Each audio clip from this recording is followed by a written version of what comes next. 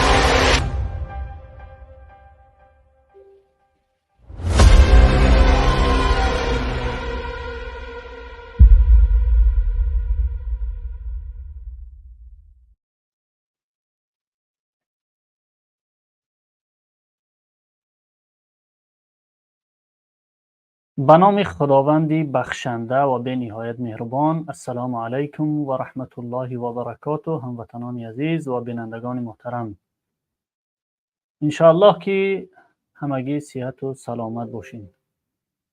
اینک قسمت هفتم برنامه غربت را پیشکش شما میکنیم. طول چند ساعت آینده بنده ابوذر خواجه‌زاده در خدمت شما خواهم بود و در این برنامه از غربت، یعنی از غریبی، نه مردمی تاجیکستان چون هر برنامه گذشته، بلکه امروز در این برنامه از غریبی دین در تاجیکستان صحبت خواهیم کرد. خب عزیزان، ببینین روز 8 می، یعنی همین ماه سال 2024، همین ماه و همین سال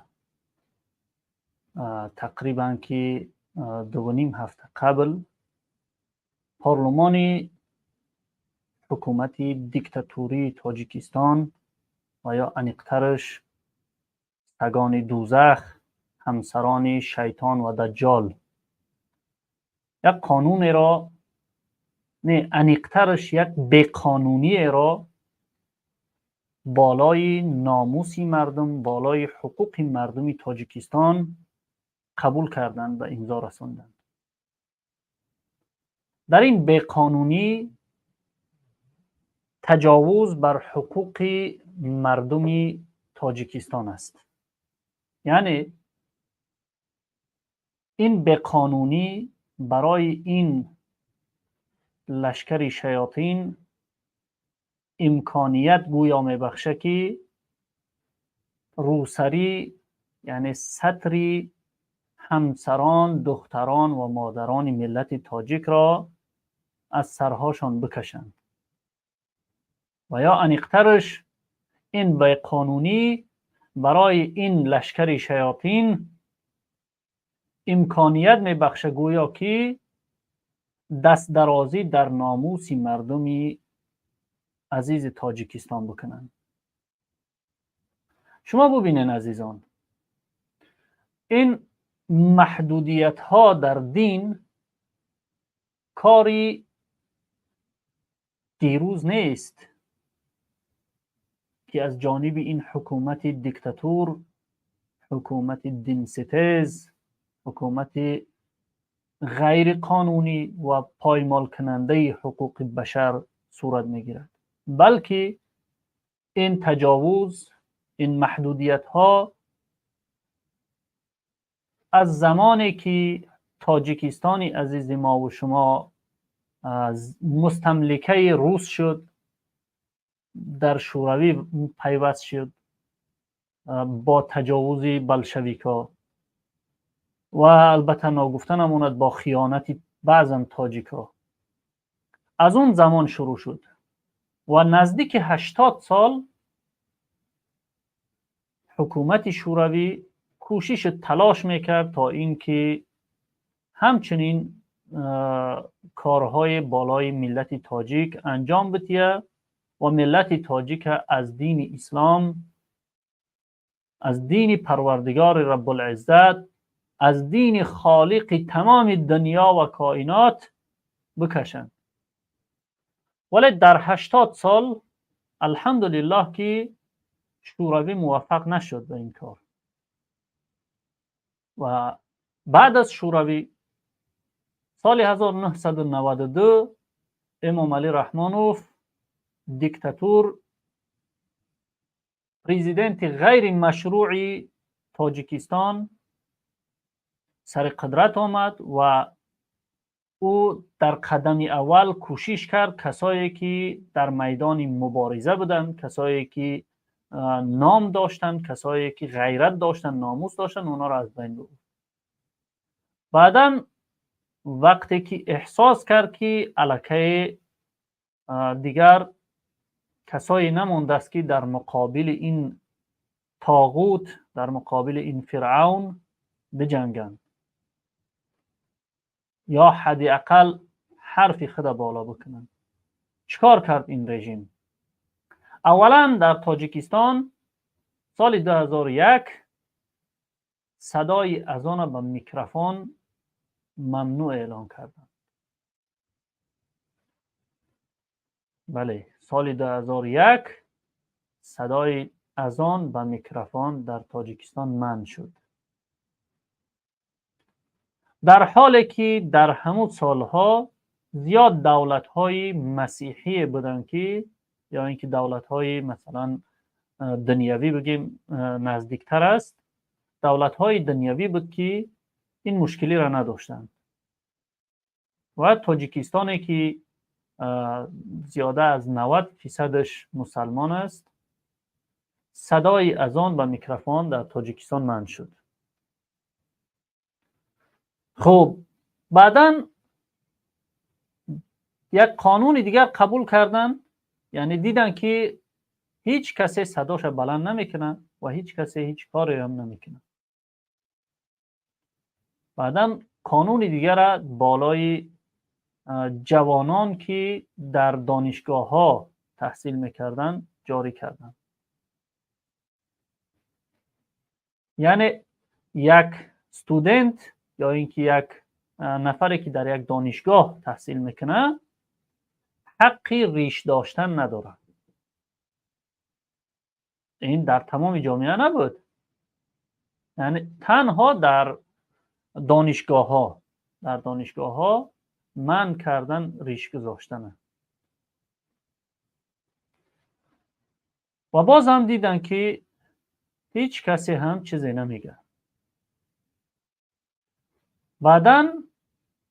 بعد از گذشت یک چند وقت گفتن که کودک هایی که مکتب خوان هستند در نماز جمعه اشتراک نکنند چون که ساعت های درسی است.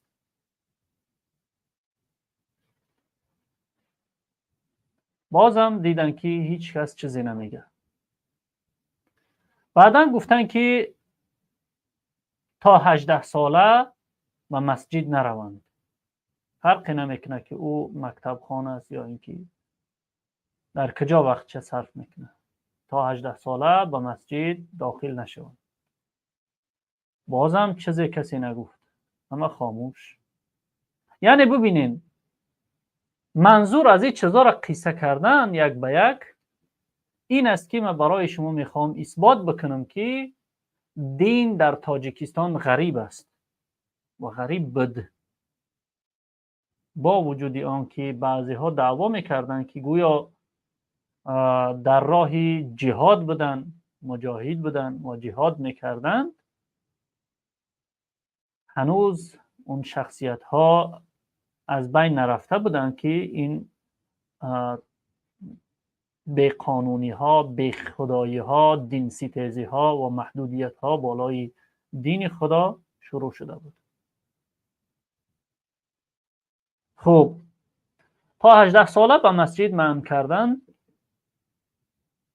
یگان نفر یگان کار انجام نداد، الا یک چند روحانی ها، یک چند عالم هایی که در دعوت هاشون در امر معروف، مثلا بعد از در زمانی که روز جمعه بالای منبر هستند، این چیزا را هم خیلی گفتن میرفتن، دعوت میکردن مردم که ببینید که امروز حکومت تاجیکستان این کارها را منع کرده ایستاده است. خلاصه از مردم چاره اندیشیده نشد. بعداً چیکار کردن؟ گفتن در مکتب‌ها دختران باید که سطر نکنند. این همین خیلی یک باره نآمد. غیرت و ناموس شما را این حکومت دیکتاتور و غیر قانونی و غیر مشروعی میسنجید دائما. قدم به قدم در مکتب‌ها دخترها باید که سطر نکنند. سطر کشیدن از مکتب‌ها. بعداً یک وقت از بین گذشت، یک چند زمانه چیکار کردن اینها؟ گفتن که در جاهای جمعیتی باید که کسی سطر نکنه. بازم مردم همه خاموش، کسی چیزی نمیگه. البته ما در اون وقت دعوت ها میکردیم. سال 2018 و یک برنامه، سلسله برنامه به نام دفاع از عفت زنان. شما همین نام در یوتیوب بنویسین، حتما پیدا خواهید کرد. ما دعوت میکردیم ولی مردم خیلی و خیلی تعداد کم در این برنامه با ما همراه شدند. ولی الحمدلله ما سال 2018 موفق شدیم که تا این وقت این مسئله را مثلا بالاش بپوشند، یعنی بگذارنش به یک وقتی بعده. و امروز ببینید که چی میشه در تاجیکستان. امروز در تمامی کوچه و خیابان ها، در جاهای جمعیتی، یعنی از همین در خانه بیرون برآمدن، جایی که اصلا اونجا واجب است حجاب کردن، یک زن در نزد شوهر خود، فرزندای خود، یا اینکه پدر و مادر و برادر خودش، حق داره که مثلا روسریش از سرش بگیره. ولی در نزد مردهای نامحرم، یعنی از در که بیرون شد، حتما در گردن او واجب است که ستر رعایه بکنه، یعنی پوشانیدنی همون عضوهای بدنش، جایهایی که معین شده است در شریعت، باید بپوشانه. امروز حکومت تاجیکستان متاسفانه از خاموشی شما مردم عزیز تاجیکستان جرأت پیدا کرد و این کار را رسما، این بیقانونی را رسما در تاجیکستان اعلان کرد. ولی حیرت انگیز است یک مسئله دیگر.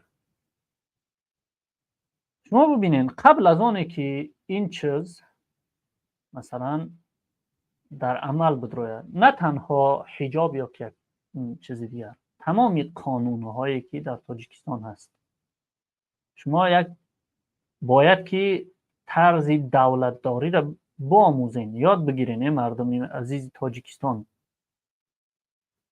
در تاجیکستان شرط همی است که پارلمان یک مسئله را بین خودشان مثلا گفتگو میکنن و یک قرار می آیند و اون قرار را پیشنهاد میکنن به پرزیدنت و پرزیدنت اون قرار را وقتی که امضا زد، اون زمان اعلان میشه و قانون بعداً به عمل می آید. یعنی اگر پارلمان تاجیکستان یا اینکه همون بیسوادایی که در کرسی های پارلمان نشستگی هستند، واقعا او بیسواد هستند، یک توده بیسواد، یک توده آکه ها، اونها همه آکه هستند.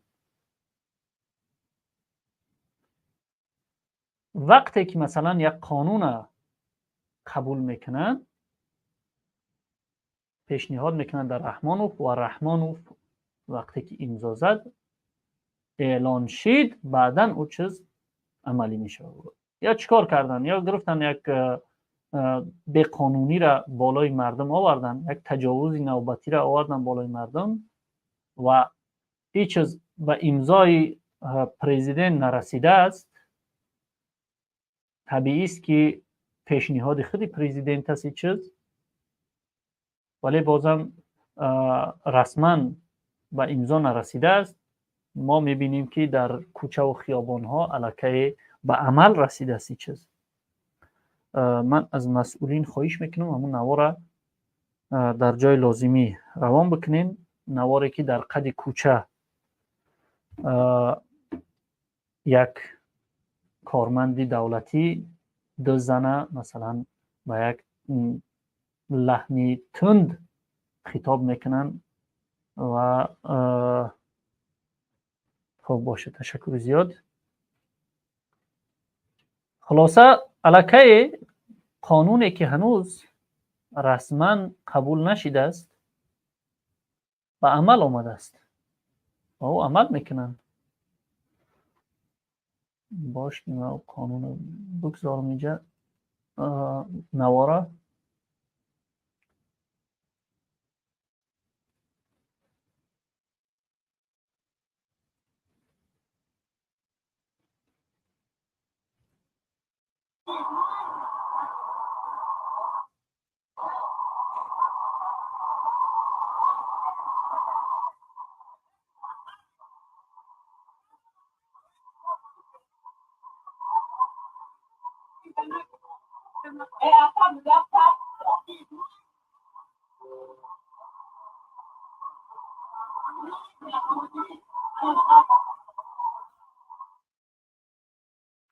یک بار دیگر تکرارن.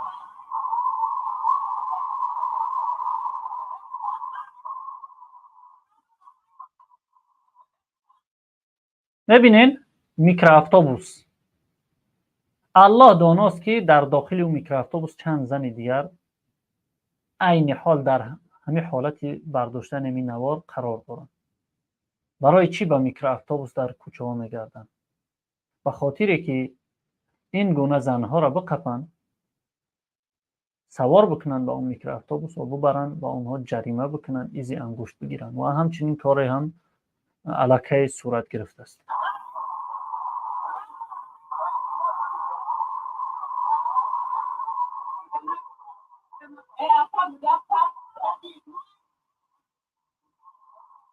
اهمیتی نداره. کودک ترسیده است، اون نفر هیچ اهمیتی نداره به هیچ چیز. چون که برای یک حکومتدار تاجیکستان نه کودک اهمیتی داره، نه زن و نه یک پیرانسال. اینها من نمیدونم، به خدا قسم، یک چوپان یا اینکه یک نفری که در خانهش در آغیرش یک چند توده مثلا گاو مالی که داره، همون نفر نسبت به همون گاو و مالش همین قدر بیرحم و بیشفقت نیست. همچنانه که حکومت تاجیکستان، هر یک عضو این حکومت بیرحم و بیشفقت هستند بالای مردم تاجیکستان.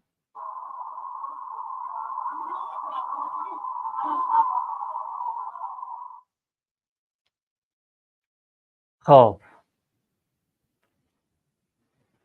دیدین یک کاری که هنوز به رسمیت نآمده است، یک چهار احمق، یک چهار حرامزاده پلید، یک چهار نفری که هیچ آوازی ما و شما به آنها نیست، ما آواز ندادیم، یگان نفر از عضو همین پارلمان، ما حتی به رحمانوف آواز دادگی نیستیم.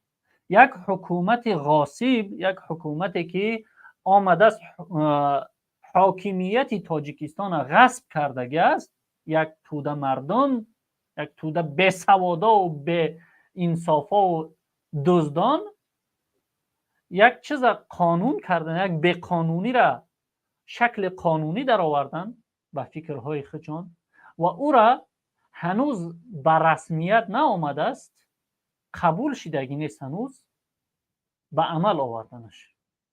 الکی با او عمل میکنن، الکی مردم تعقیب میکنن، الکی مردم جریمه میزنن، ایزی انگشت میگیرن، سرهای مردم لوچ میکنن، دست درازی در ناموس مردم میکنن. و اگر این قانون از جانب کسی که اصلا خودش طراح این قانون است، یعنی امام علی رحمانوف، اگر این چیز امضا هم زده شد، با کدام مشروعیت شما این کار میکنین؟ کی برای شما اجازه داده است که این کار بکنین؟ چهار احمق، چهار ولد زنا، چهار حرامزاده نشستین بالای قدرت، برای خود اجازه دادین که در ناموس مردم دست درازی بکنین و شما برای خود اجازه دادین که تنها حرف شما کفایه است، تنها رازیگی شما کفایه است که به مردم تجاوز بکنین. شما نمیدونم در یک حکومت هستین یا که در یک جنگل، شما خوگ خیرس هستین یا اینکه انسان؟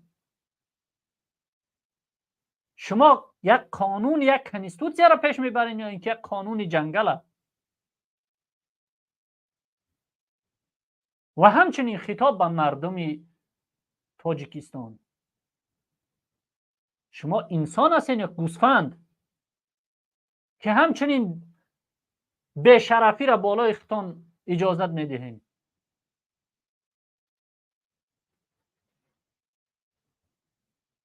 برادری عزیز، پدری عزیز، امروز دست درازی در ناموس تو است. هر یک زنی که در قد کوچه قپیده میشه از جانب این حرامزاده های پلید، اون زن خواهر تو است. سطر او را از سرش میکشند.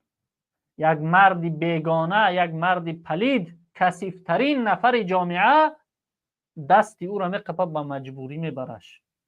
ناموس شما در کجا است؟ چرا شما میگذارین که یک مرد بیگانه دست دختر و همسر و خواهر شما را بقپد؟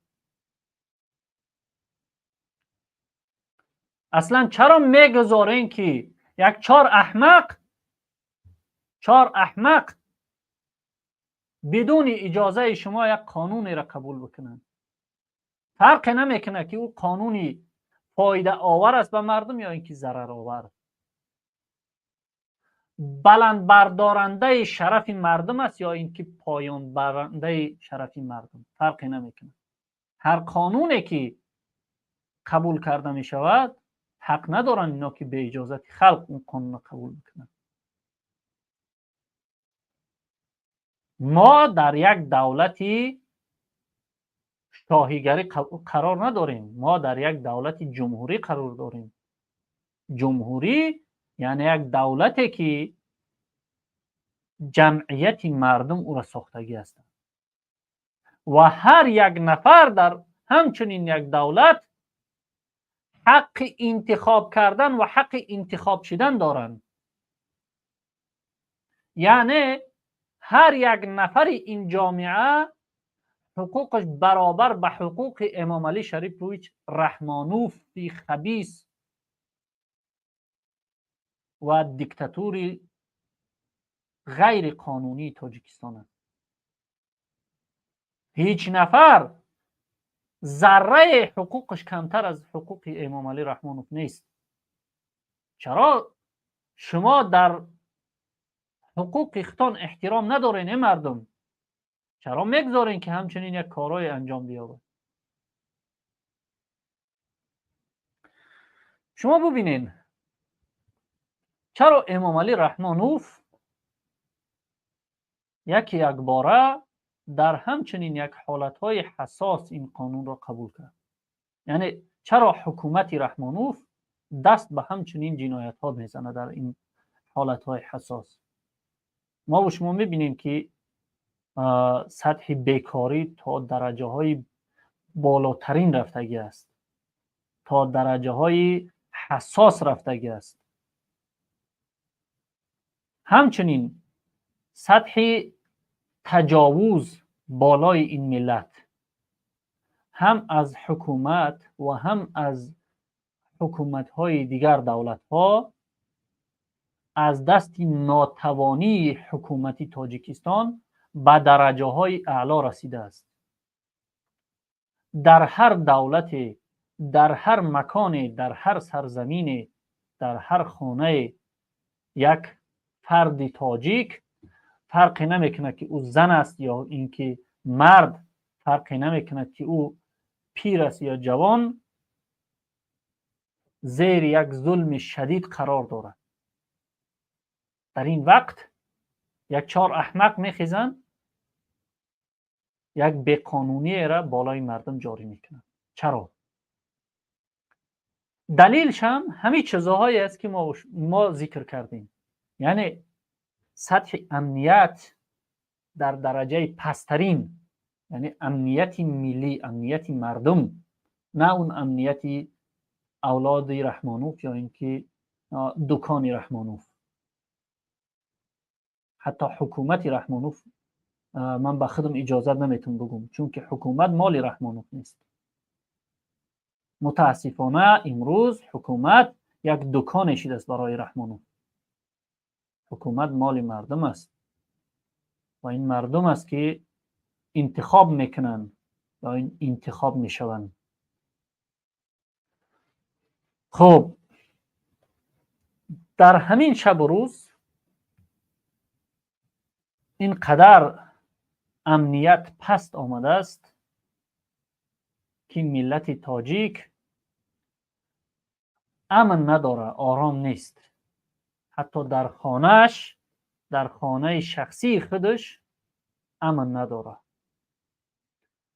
سطح بیکاری تا این حد و پایان رسیده است، ببخشید به بالا رسیده است که مردم سالهاست، یعنی تنها این سال نه، سالهاست از زمانی که این کثیف قدم کثافت خود در حکومتی تاجیکستان گذاشت، بیکاری بود در تاجیکستان و مردم تا این حد بیکاری بود و بیکاری هست که مردم به خارج سفر میکنن.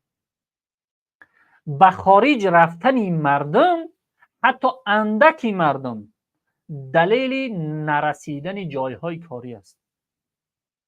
اگر جایهای کاری کفایه باشه در تاجیکستان یا اینکه در هر دولت، مردم اون دولت هیچ نیاز به یک خارجه سفر کردن ندارن برای کار کردن.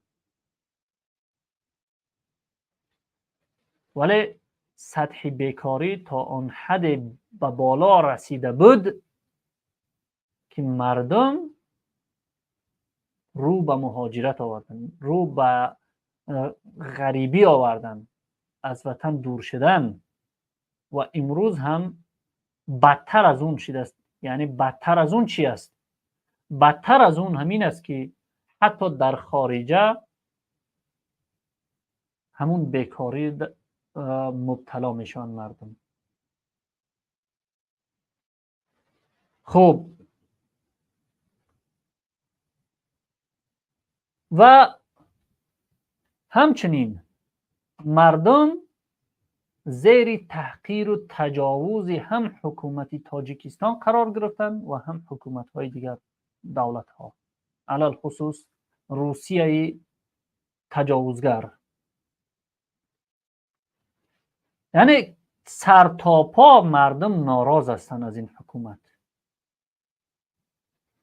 در اینجا این احمقان میخیزن این قانون جاری میکنن. چرا؟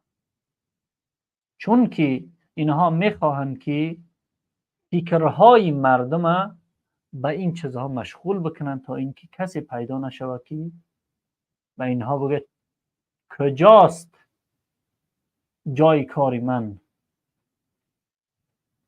30 سال از سر قدرت هستی، چرا در این 30 سال برای من جای کار آماده نکرد؟ چرا در این 30 سال یک شرایط فراهم نکردی که خودم به جای کار تامین بشم، فرزندم به بهترین مکتب؟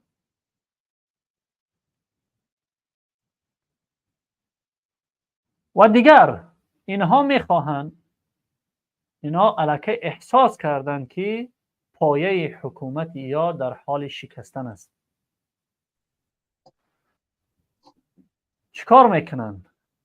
دست به این عملها میزنن تا اینکه به مردم یک خبر برسانن، یک هشداری بتین که اگر شما ضد دیکتاتور امام علی رحمانوف قیام میکنین، پس شما همچون یک مردم حقوقدار در بین جامعه جهانی مثلا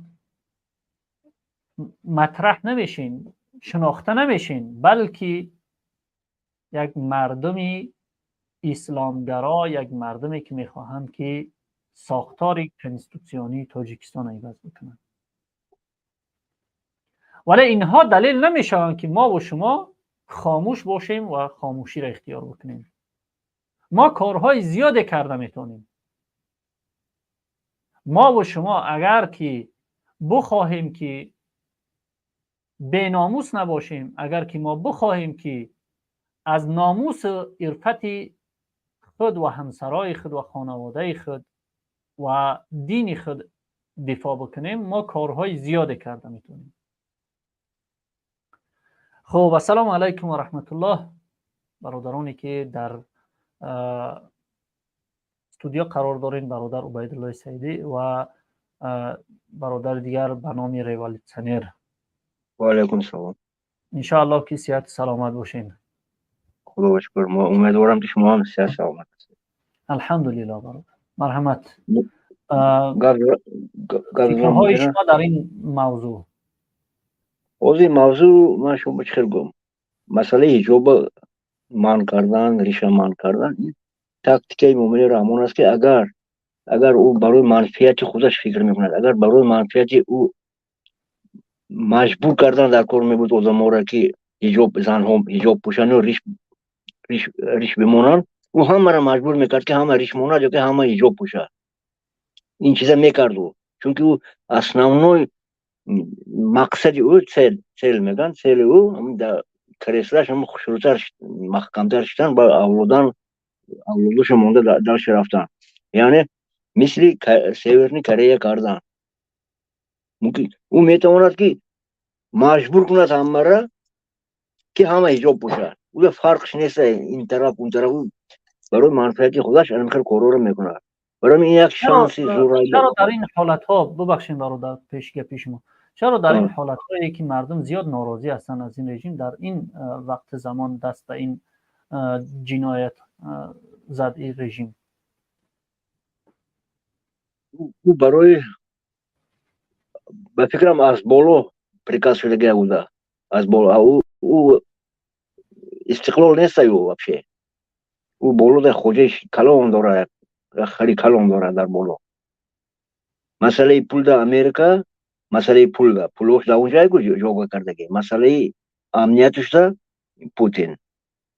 برای در مبین دو چیز حاضر موندگی او همین چیکار کردنش نمیدونم، مثل که پیش از گوسپند کشتنش خیلی پتر جنبرو میشه که آنم خیلی غلطه او. این شانسی بهترین است موبا. یعنی شما با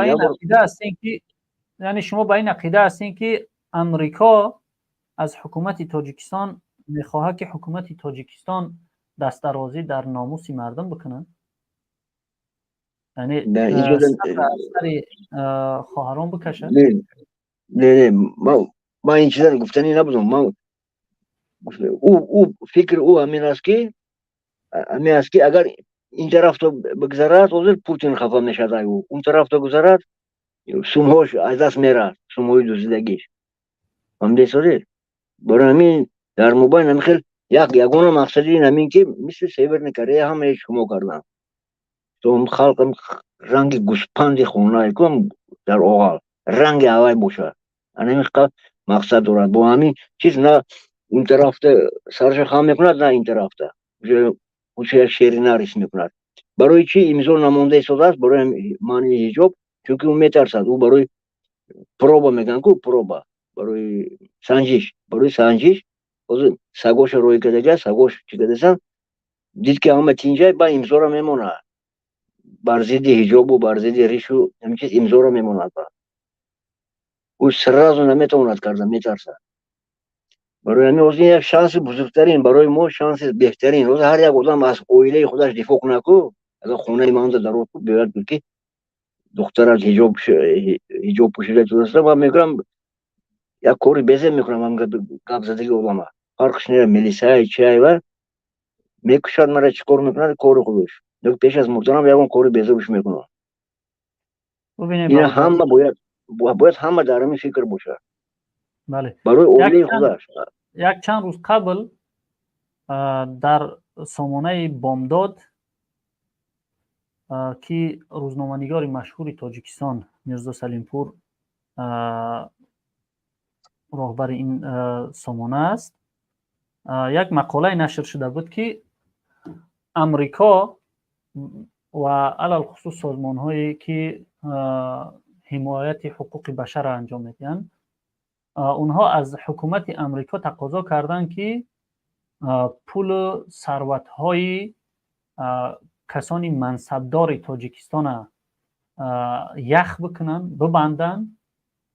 یعنی منظورشان همون پول هایی هست که از ملت تاجیک دزدیدن در بانک های مثلا شویتزاری و دیگر بانک های جهانی از 50 میلیارد زیادتر میلیارد زیادتر بله محکم کردن. یعنی به خاطر آن ببندن این پول ها را که حکومت تاجیکستان یک حکومت دین ستیز است و در دین مردم دست درازی میکنه و تجاوز میکنه. یعنی منظور از این گپ گفتن من این است که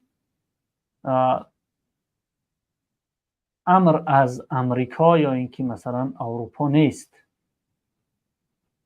اگر چیزی باشه از روسیه شاید باشه، ولی من فکر میکنم که این از خود یعنی دیکتاتور دین ستیز برای مثل سیورن کره کردن. اگر خلقت رو مثل سیورن کره کنی تو بسیارتر میستی در قدرت، هم فرزندت رو میمونی هم نبروی چبروی سگوی خودت میمونی. اگر ملت مثل سیورن کره یعنی مثل گوسپند کنی انمی که چیز تاکتیک دارد، انمی که مقصد سیل دارد. ولی برادر عزیز مردم تاجیکستان از مردم سیورن کره فرقیت زیاد دارند. یکی از فرقیت‌های اساسی مردم تاجیک در این است که مردم تاجیک مسلمان هستند و برای مردم تاجیک حمایت از این دین و ناموس فرض الهی است. مردم سیورن کره مردم بی خدا هستند، مردم بی دین هستند و اونها یعنی در دین الهی نیستند. البته گفتم درست است که این میخواد که رنگ سیورن کره کنه. همه خیلی رکورد مونده نه که حتی یک دولت یک ملت مسلمان هم خیلی کردن مثل سیورن کره کردن که خودش مستحکم کردنی چیشه فوندامنتی خودشه. خب این چیز ما تسلیم نباید شویم، ما نباید تسلیم شویم. هر یک کس در روسیه هم باشه، در کجا هم باشه، باید حرکت کنی هر یک کس. درست. تشکر زیاد. چیکار باید کرد به نظر شما؟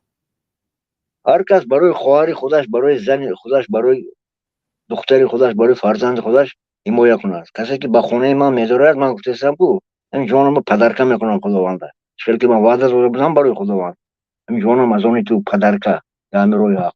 هر یک کس همین فکر کند بس است. یک 5% ملت همین فکر کند بس است. شندرک میستادم رحمان قطعی بیس اپاراتو. درست. همین فکر کنید. من جانم پدرکه کداگی میشه خداونده. من کفن ما پشتگی میام، یک کس میگیم جنازه ما پیشکی خونه. من روزیم که بخونه واسه انشاءالله جان. امیدوار هستم که کار تا این حد نمیشود. خود کرایه سوچ میکنیم دیو. اگر نمیشه گفتم شینم، اگر بولوی سر ما دوشه برآمده گرفته سوشه، مثل یک توقم مونده، توقم میپشونه دست چیمو مثل خر میکنه. یک خری به توقم شده مونده میشه. پس ما یک توقم میپشونه در گوش ما یک بیرکر میزنه. همین که مقصد دارد. هم خواب کردن گیریم، هم که رفتن میگیریم. یک کس نیکی جون خودش پدر کنه به نام الله. همین چیز به هر یک اولاد نیوژل یک تایی آدم نیست. همین خیلی چیز هر یک اولاد یک اولاد 3000 4000 نفر باشن مثال نیوژل یک تا نیست. هسته میلیون تا هسته دختری هسته یک مچویو رو میتونم نیمی زیادش رنگ ما میکنن بای کار. تشکر زیاد برادر عزیز. انشاءالله که ما از خداوند رب العزت خواهان هستیم که به مردم عزیز تاجیکستان انصاف و غیرت و ناموس بدهد که همه یک جای قیام بکنند و نوترس کند ملت بله، نوترس کند. همه یک جای قیام بکنند تا این که کار به همین خونریزی و مثلا خشونت نرسه. و از این صحبت های شما من یک خلاصه گرفته مراجعت به امنیت تاجیکستان میکنم و امنیتی که متاسفانه امنیتی یک فامیل شدگی است. محترم کارمندان امنیتی ملی، اگر چنده که تا امروز شما امنیتی ملی نبودین، ولی بازم نام شما، ساختار شما و در عموم همین کمیته شما یک کمیته هست که باید قبل از همه امنیت ملی را باید که تامین بکنن، نه امنیت یک عائله را. بعد از این مثلا کارهایی که انجام شده ایستاده است، شما یک کمی فکر بکنین، یک کمی به خود بیاین.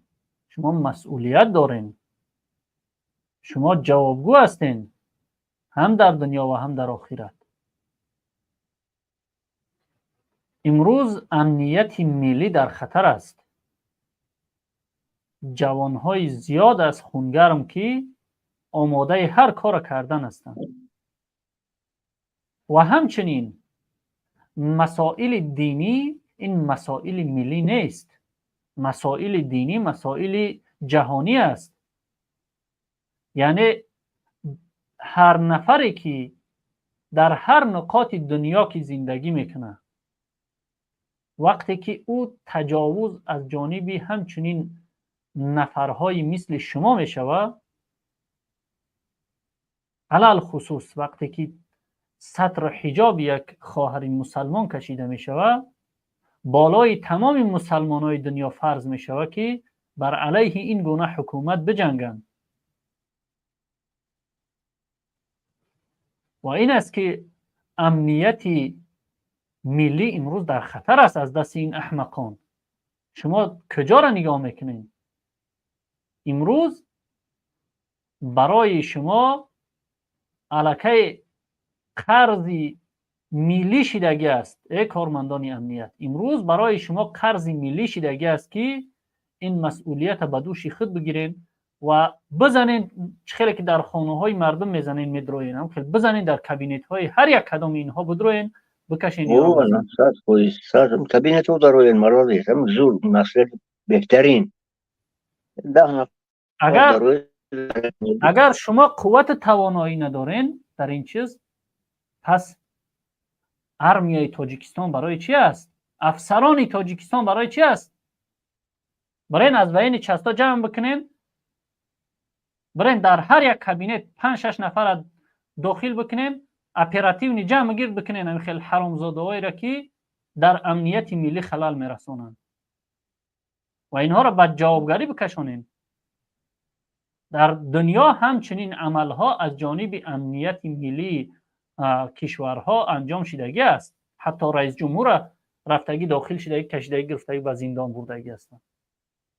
وقتی که یک احمقی از جانب یک حکومت صورت میگیرد، پس قرض شهروندی شما است، قرض مسئولیت دولتی شما است که این گونه عمل بکنید.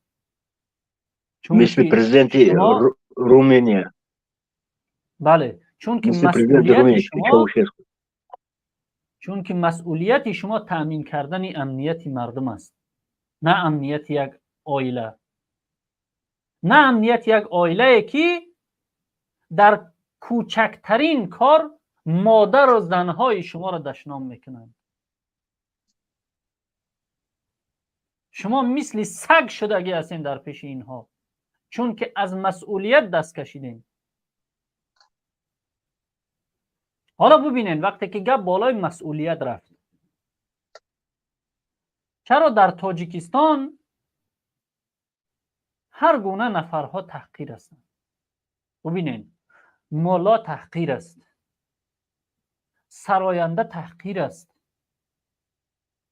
خب مهندس تحقیر است، لایحه کش، خب شاعر تحقیر است و تمام هنرمندان و زیایان تحقیر هستند. چرا؟ چون که اینها دست از مسئولیت کشیدند. یک ملای مثلا بهترین بود، وقتی که امر معروف میکرد زیاد نفرها با او احترام داشتن، میبردن از بالا میشناندن اون نفره و بهترین نعمت هایی که در خانه داشتن و نزد ملا می آوردن. بخور، نوش جان، چون تو ملا هستی، احترام داری. و امروز چرا احترام نداره؟ امروز مسئولیت از دست داده است. امروز مسئولیت خود نمیشناسه. امروز در مسئولیت خودش ثابت قدم نیست. یک سراینده وقت صرف میکنه، شعر ایجاد میکنه، موسیقی جور میکنه، میبره یک احمق همچون قدم قربانی یا یک احمق دیگر با یک گپهای پوچ، نامطلوع، نامشروب، میبره بهترین میدان از خود میکنه و اون سراینده با اون قدر مصرف جانی، مصرف مالی، مصرف روانی 10% مشهوریتی این گونه احمقا را به دست نمیاره. چرا؟ چون که این هم مسئولیت از دست داده است.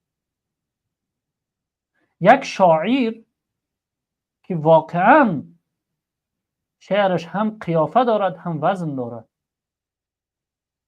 و شاعر حقانی است،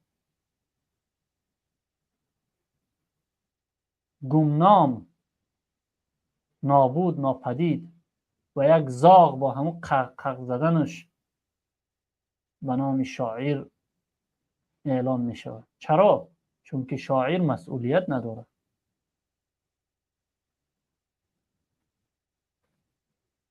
و همچنین یک کارمند امنیتی از جانب پسران اعضاهای پارلمان، از جانب پسران رحمانوف آیله رحمانوف از جانب پسران وزرا تحقیر میشوند، دشنام میشوند. مادر تا فلان گفتم، همسر تا فلان گفتم، تحقیر میشوند.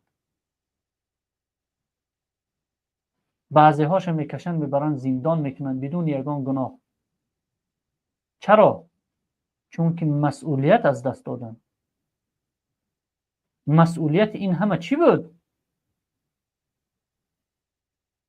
هر یک فرد جامعه، نه تنها گروه 24، هر یک فرد جامعه برای حمایت از کنستیتوسیای تاجیکستان مسئول از کار انجام بدهد. به همون تلنتی که داره، شاعر با شعرش، نویسنده با قلمش، سراینده با ترانه هاش، مولا با دعوت هاش، هر یک نفر باید سهم گذار باشد.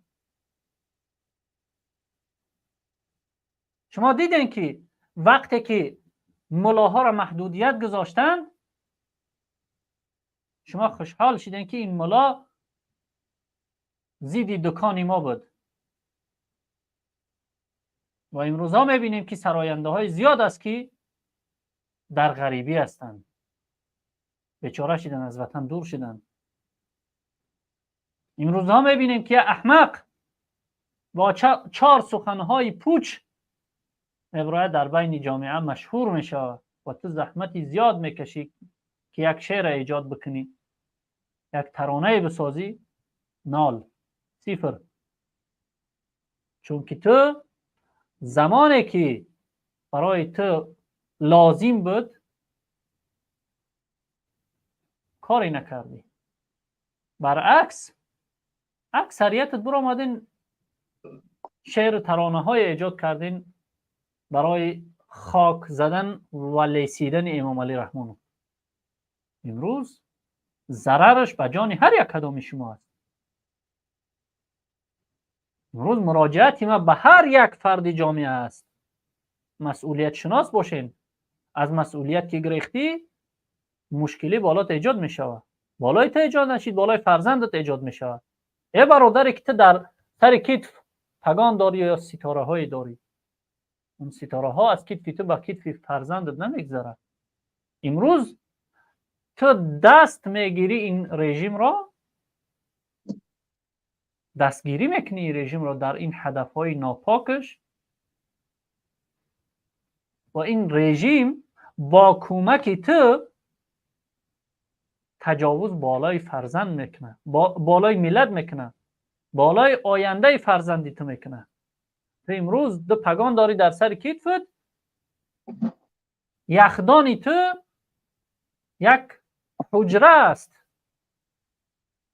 همین قبل از شروع برنامه با یک برادر صحبت داشتیم، گفت که خانه یک مقامدار رفتیم مهمانی، یخدانی او به زبان روسی بگیم خلدلنیکش یک کامنتای. میگه دیدم خوگم کشال، میگه زیندم خیلی کاملا کشال است، گوسفندم، بزم، گاوم.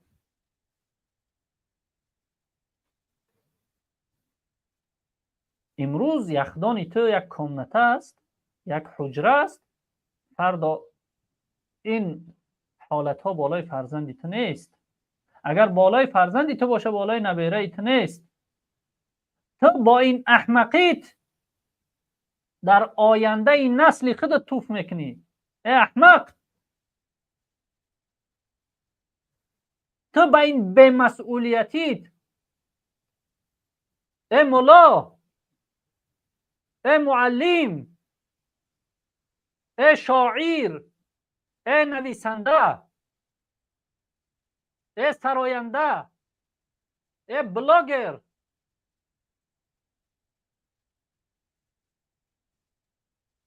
ای جامعه، با این بی‌شرفی و بی‌طرفی و احمقی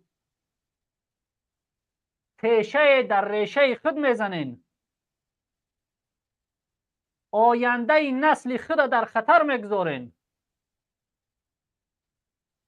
شما آیا میدانید که آینده فرزندای شما با چی بلاهای روبرو میشوند؟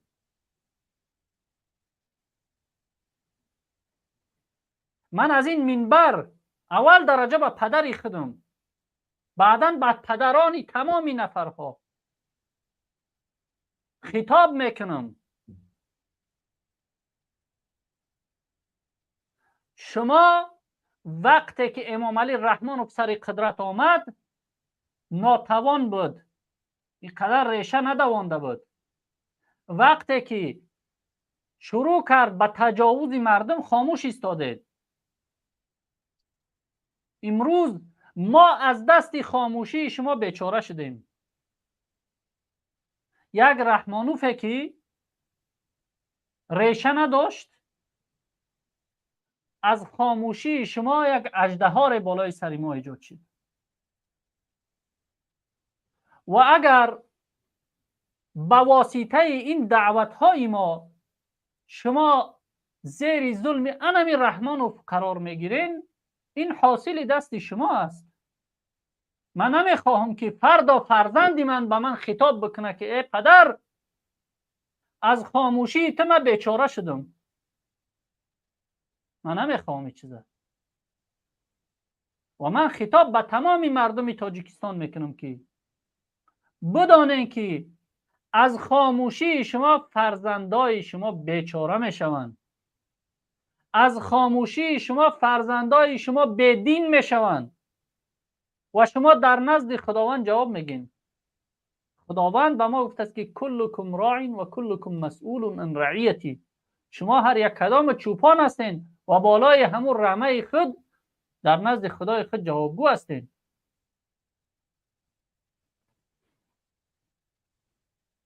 امروز ما به شما خطاب میکنم که این خاموشی شما بلای جان فرزندان شما است. همچنانه که پدران شما خاموش ایستادن، امروز یک اژدها بالای سر ما و شما بلای جان ما و شما شده است.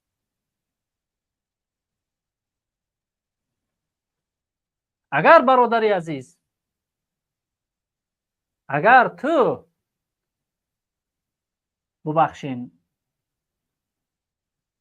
تخمی نداری که قیام بکنی در میدان بگوی که حجاب این شرف ما است، این ناموس ما است، راه دیگرش هست که تو قیام بکنی. چرا شما از اون راه ها استفاده نمیبرین؟ در تاجیکستان آیا فقط مشکلی همین مشکلی حجاب است تمام؟ اگر اینها میخواهند که به شما بازی بکنن، اگر اینها میخواهند که فکرهای شما را دیگر طرف بکشانند، پس چرا شما قیام نمیکنین جای کار طلب بکنین؟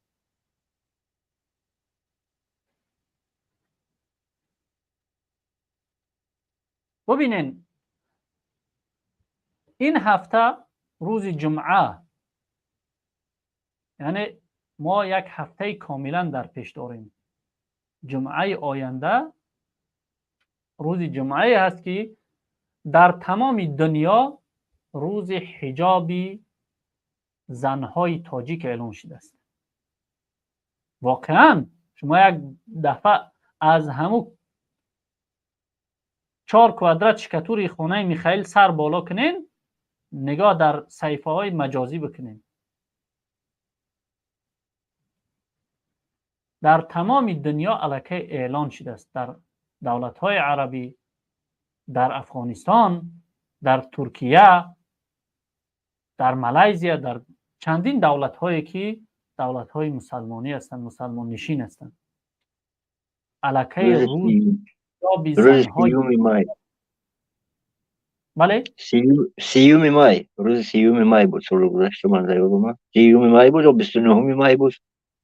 نه، این هفته آینده، این هفته آینده الکی اعلان شده است و در روز جمعه در خطبه جمعه امام های اکثریت مسجد های دنیا درباره منع حجاب در تاجیکستان سخن خواهند کرد. و این شرمندگی ملت ما و شما است.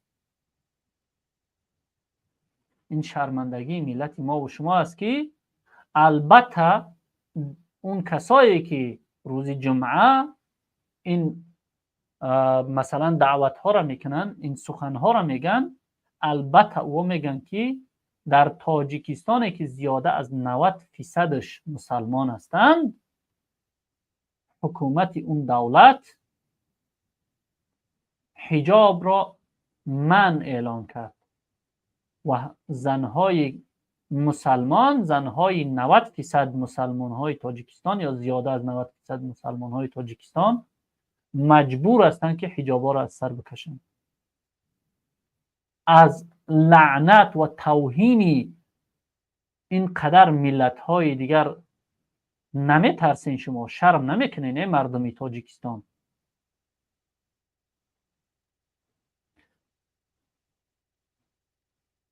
و این یگانه از این بیشرفی راه نجات ما قیام کردن است در برابر این رژیم.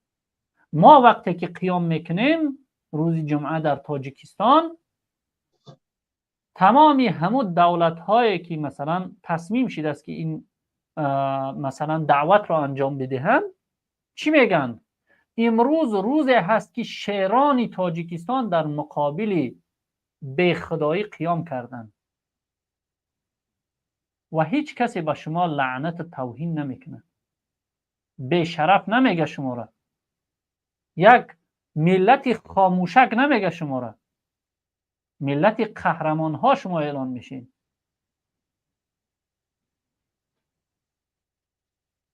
ببینین وقتی که ما سالهای پیش صحبت میکردیم، یک زمانی بود که به سازمان های حقوق بشر نامی شرمگاه های زنهای تاجیک کشیده شد. قسم به خدا که از دست اینمی حکومت در منبرهای سازمان حقوق بشر گپ از شرمگاه زن تاجیک میرفت، از باکیره بدن یا اینکه نبدن زن تاجیک میرفت. و اون زمان هم من شخصا و دیگر برادران گروه 24 ما گلوهامون خسته کرده فریاد میزدیم که مردم شرم نمیدارین؟ در بین دیگر ملت ها گپ از شرمگاه زنها و خواهرها و دخترای شما میره و از دست این حکومت بیناموس. شما فکر کردین که نه قدر کاری مشکل نیست، همین 4 نفر شاید این چیزا میبینن. امروز دیدین که توجه تمام دنیا بالای ما هست. امروز میبینین که مردم ما را میبینن. چی چیز میشود بالای ملت تاجیک مردم میبینن؟ چون که ملت تاجیک یک ملت بود که زیاده از 500 سال تعلیم اسلامی تمام دنیا را میکرد.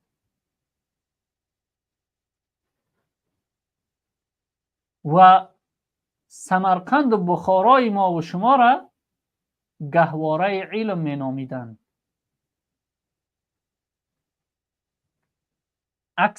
اکثریت مردم دنیا از دولت‌های مختلف، از زبان‌های مختلف می آمدن در سمرقند و بخارای ما تحصیل میکردن، دین پیدا میکردن، علم پیدا میکردن و زبان فارسی را می آموختن. امروز ما نسل علم، نسل رشد و ترقیات، هم از علم و ترقیات عقب ماندیم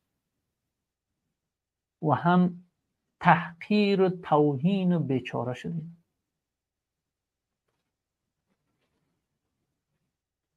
چرا؟ و چی سبب؟ تنها یک سبب دارد، چون که از ملت ما نام مجاهد از بین رفته است. میفهمین؟ چون که در مغزهای ملت ما نام مجاهد نام نفرت دار است.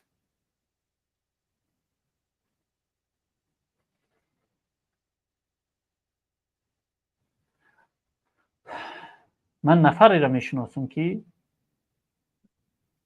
در زمانی که در تاجیکستان جنگ شهروندی بود و اون نفر قماندان در یک منطقه بود، قماندان بالای سر مجاهدان، و از همون منطقه اونها تنها یک دختر تجاوز شد. سلطت های فرانت خلقی، یک حقیقتی است که باید ما بگیمش، نه برای آن که نفرتی کسی به کسی بشود، نه برای آن که نفرتی محلگرایی پیدا بشود، برای آن که از دست احمقی ملت ما همه روزها را از سر گذراندیم. بود زمانی که سلطنت‌های فرانت خلقی به طرف کوهستان رفتن و در خانه‌های مردم می رفتن، دخترای 6 ساله و 7 ساله و 10 ساله و 18 ساله مردم را تجاوز میکردن. و اون نفری که برای من جاویدانه قهرمان میماند و اگر یک ذره غرور در وجود من هست، ما خدمت مدیونی همون نفر میدانم. چیکار کرد؟ مردانوار قماندان بود در همون منطقه. او بگیم که حکومت بود، سردار بود، راهبر بود. گریه کرده رفت به خانه اون فردی که دختری او تجاوز شد. گفت که مرا ببخش، از ناتوانی من این حادثه رخ داد که دختری تو را تجاوز کردن و اگر تو راضی باشی من آماده هستم که همین دختری تو را به زنی بگیرم تا این که همون آبروی تو را دوباره به جا بیارم، به دستت بیارم. و قسم به خدا تا امروز همسری همون نفر است. الحمدلله اون نفر زنده است. و ببینین که این ملت چگونه مردها داشت. یک کم فکر بکنین کدام من و شما آماده هستیم که همچنین یک عمل انجام بدیم. یک نفری را که دخترش مثلا میبرن، خدا دانا که چند نفر با او تجاوز میکنن. وقتی که سلطت ها میبرن دیگه طبیعی است که جمع سلطت ها تجاوزش میکنن. کدامی من و شما با همین لباس های دریدمون آره کجا برا به مقام قماندانی و مثلا راهبری آماده ایم که همچنین یک دختره برای حفظ ناموس پدر و خاندان او به همسری بگیریم. ولی اون قهرمانی ابدی برای من شخصا این کار را انجام داد. اون شخصی که برای من شخصا قهرمانی ابدی بود این کار را انجام داد. و من ایمان دارم که این ملت نمیگذاره که دست درازی در ناموس زنان و دختران این ملت بشه. من ایمان دارم که این گونه قهرمان ها پیدا می شوند. و من این چیز برای شما ذکر کردم برای که به شما تعلیم بشود. شما بدانید که شما همچنین باید مرد باشین که برای حفاظت ناموسی نه تنها دختر و خواهر خودت قیام بکنی، برای تمام جامعیت باید قیام بکنی. و من قسم به الله اگر الله اجازت سجده کردن به انسان میداد من در نزد همین قهرمان گفتگیم سجده میکردم و پاهای او را بوسه میکردم به این عملی انجام دادهش.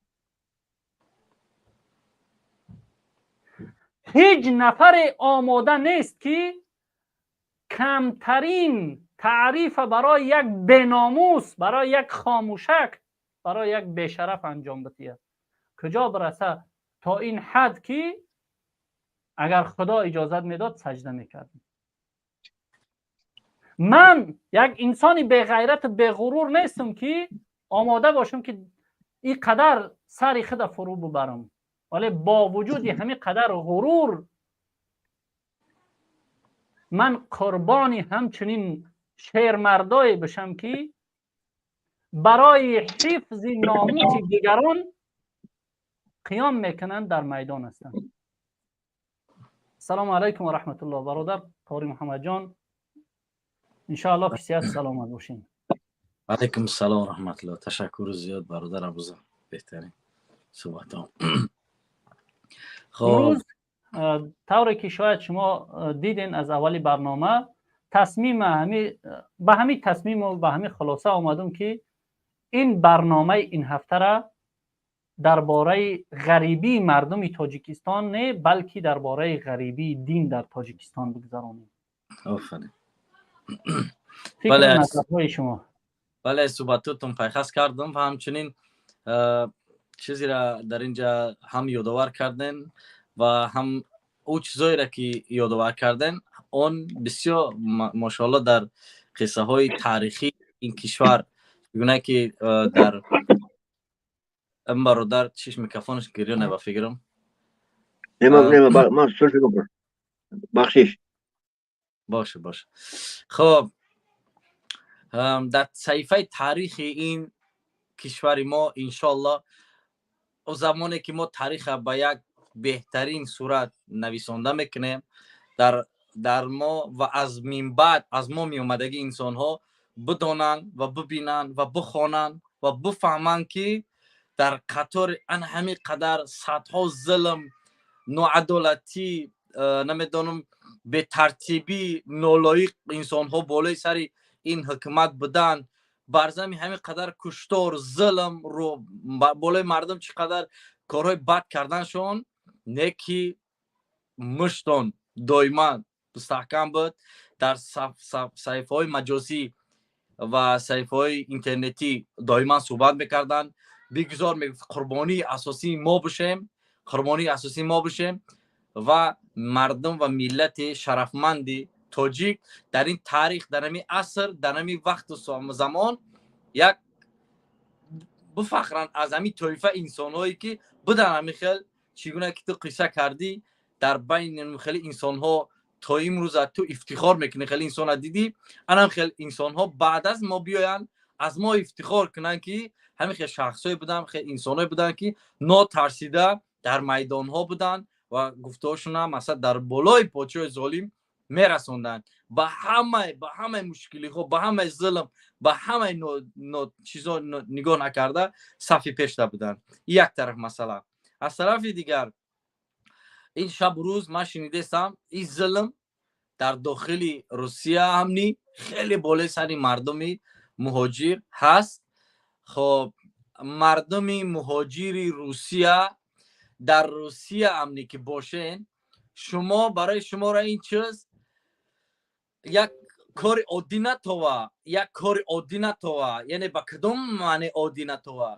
امروز خیلی که ما در برنامه قبل از اون عالم شنیدیم، امروز کشتنی امام علی مردم شا و ملت شا با بدرغه کردنی انا همو قوم و جامعه سالمش است.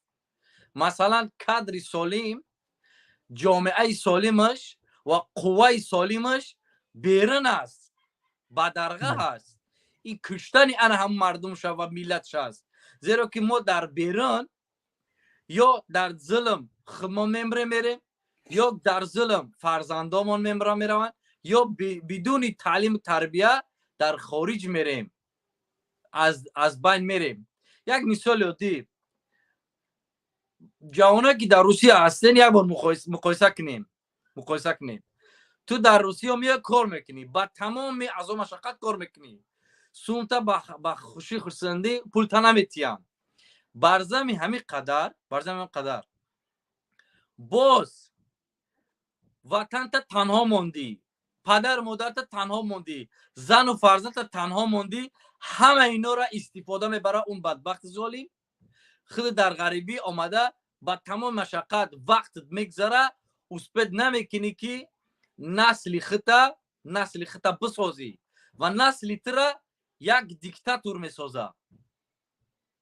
و تو در غریبی بدون یک چیز امیخل گفتای روسیه، آدمای روسکی زبان روسی که نواز دوخ میمری میرای، هیچ کس گپ پیش تو چی نمیکنه، سر صدا نمیکنه. برای چی؟ برای نبودی در قوتی برادرات، نبودی در نوارهای برادرات، نبودی با سخنهای برادرات.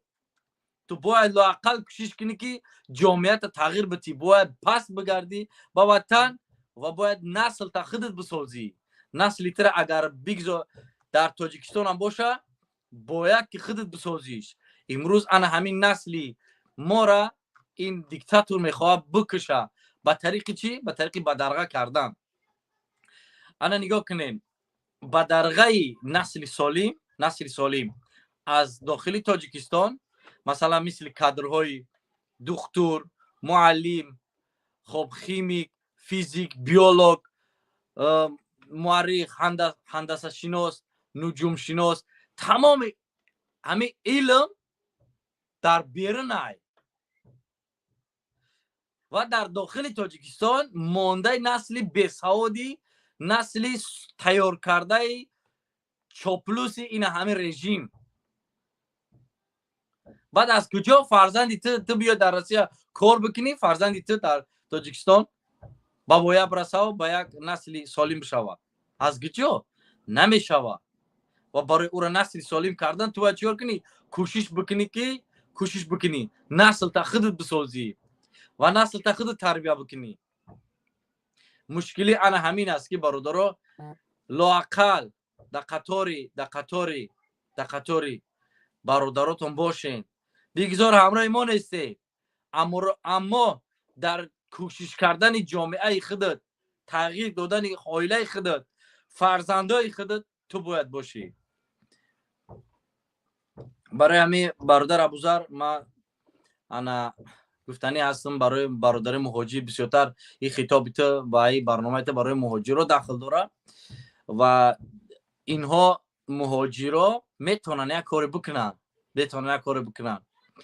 چی کار مهاجرای در روسیه بوده میتوانند به طریق سخن، ویدیو، به طریق پول، مال و به طریق اگر سخن کردن نمیتونن، ویدیو کردن نمیتونن، میترسن، پول ندارن، لااقل به طریق کلاس پدلیتسا اینمی امروز شب روز اینمی برادرای مبارزشون احتیاج به لایک با کلاس پدلیتسا شما داره.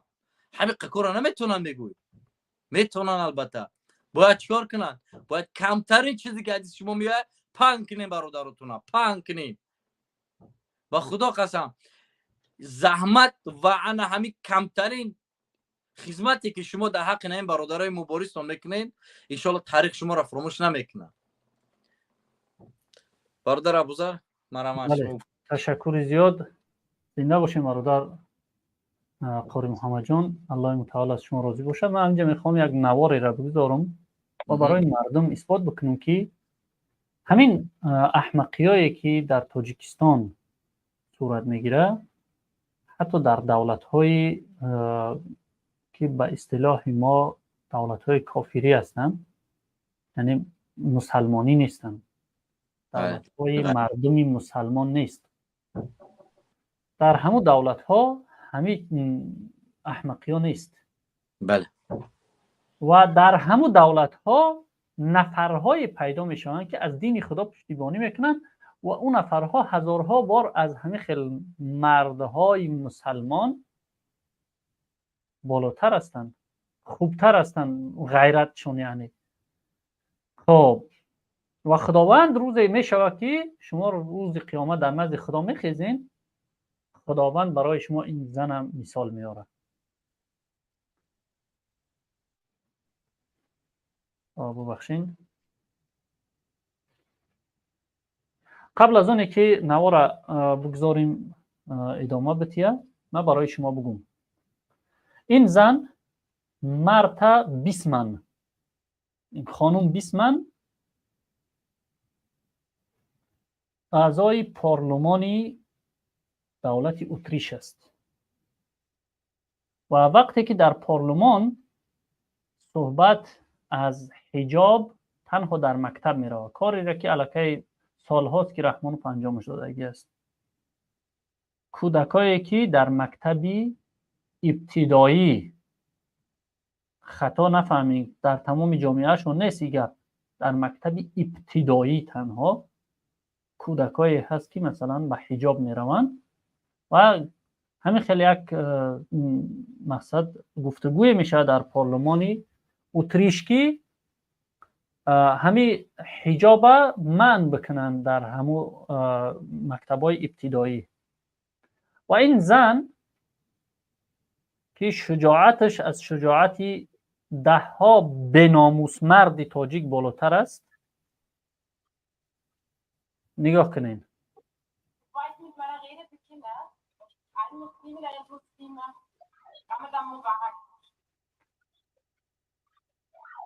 من میخواهم که برای مسلمان های مردینه و زنانه رمضان مبارک بگم. این زبان آلمانی است، به توجه شما برسانم کسایی نمیدونن. مردم آلمان و مردم اتریش یک زبان دارن، مثل که ما و مثلا ایرانی ها و افغان ها یک زبان داریم.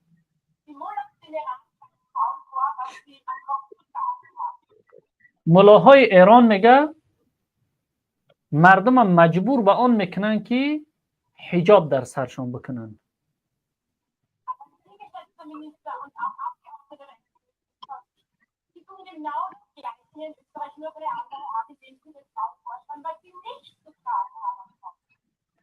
اما شما میگه وزیرای اتریش و اعضاهای پارلمان میگه عیناً مثل هموا هستین. اگر اوها میگه، ملاهای ایران میگه اگر پایمال کننده حقوق بشر باشن، شما هم در ردیف هموا قرار دارین، چون که شما همو کار عکس العملش میکنین.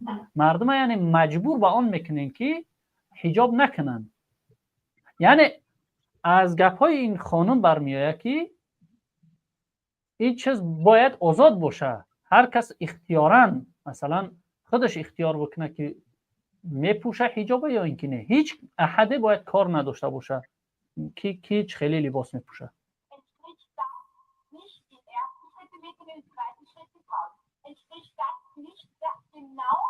برادر ابوذر بخشش میکروفون دیگران را بکش که آواز بسیار پست در ویدیو نمیشه گوش کرد. آواز دیگران را بکشه. بعد یعنی از اول بگذارمش یا اینکه نه تمام دوام شده. آواز کسی که میداره آواز وای را بکش. خب تشکر زیاد. سلامت باشین برادر.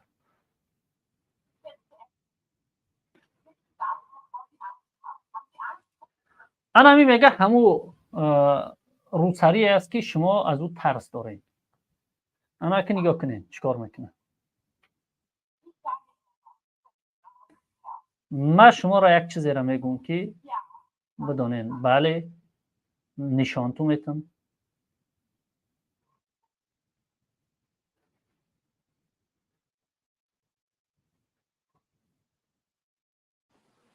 ماشاءالله بخدا. آیا چیزی میگه تغییر یافت؟ یعنی آیا من خطرناک شدم؟ من برای شما در برنامه هفته گذشته وعده داده بودم که این نوار را پیدا میکنم، در این برنامه به شما نشان میتم. ببینین پارلمان ببین بحث برادر ابوذر جان بخشش پارلمان اتریش یعنی استریا برای بحث میروه برای که همین خطرناک و خطر نبودنش اثبات کنه به مردم نشان بده. ایلوگی حالا که اینا غیر دینی هستند، خریستیانی هستند و در تاجیکستان پارلمان 59 نفر اوکی عقیده که سطر نباشه. تصور که من برادر قاری محمد در اون مسئله پارلمانی همین نواری را که گذاشتن پارلمان اتریش و پارلمان تاجیکستان، ولی گفتنی دارم بعد از این نوار. ولی در مسئله اوکی که شما گفتین من مطمئن هستم که همه حتی نمیدونن چرا اوکی گذاشتگی هستن. این قدر بی‌سواد بیچاره هستن. و بیاین ما همون توده گوسفندا را پارلمان نگیم، اوکی های حکومت تاجیکستان نامشون کنیم. بله همه چیز اوکی هم. بله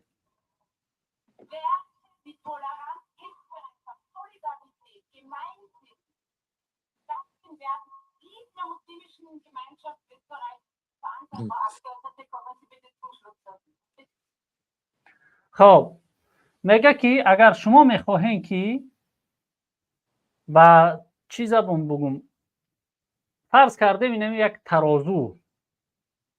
ترازویی که ربط داره به امنیت جامعه و امنیت جمهوری. اگر شما میخواهین که همین ترازو را یگان طرف شه مثلا وزمین نکنین، در همین وسط میانه قرار داشتگی باشه، از این گونه میگه صحبت ها دست بکشین. به خدا غیرت ابی ای علمای تاجیکستان دیده به خدا.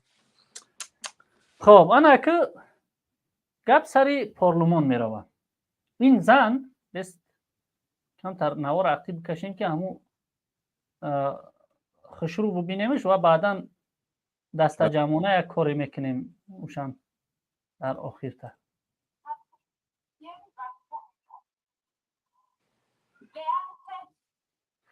خب این زنی واقعا باید که ما تمام مسلمان ها بیاین اول همین کار انجام بدیم، دستی به دعا برداریم پروردگار را همین زن هدایت بکنه که اهل جنت بشه. آمین. رحمت کرد.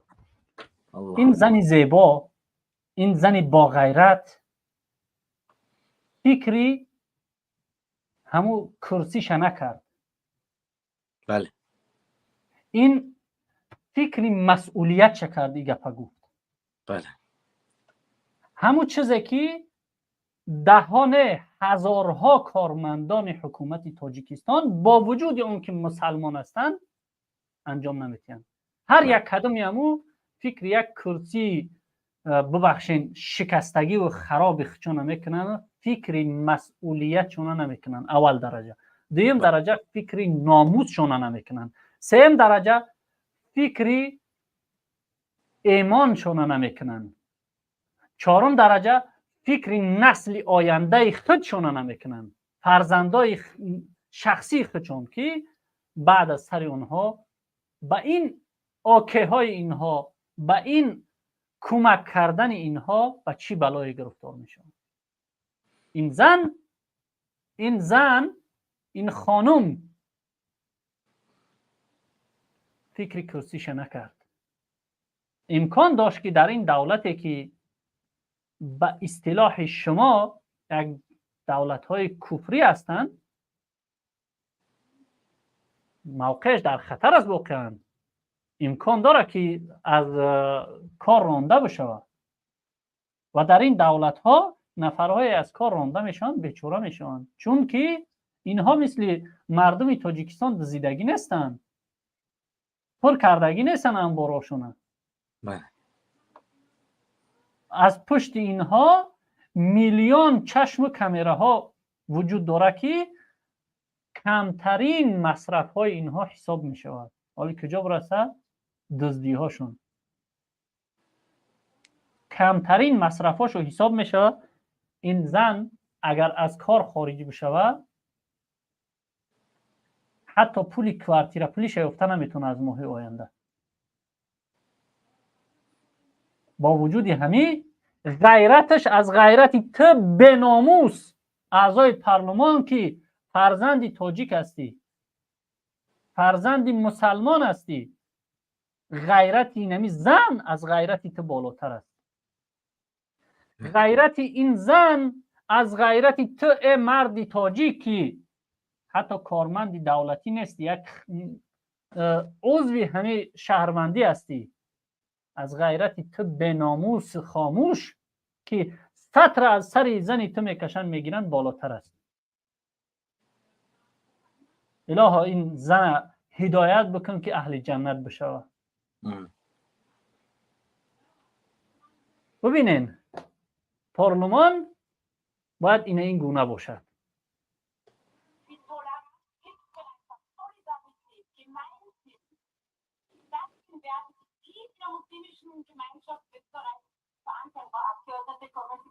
نگه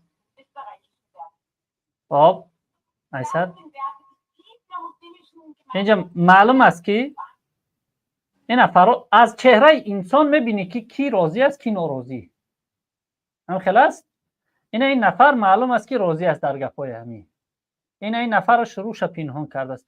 از کسایی که راضی هستند از اونها کرده ناراضی ها زیاد هستند یا به سبب های مختلف ناراضی هستند، نه به خاطر آنکه این زن مثلا حمایت از حجاب میکنه.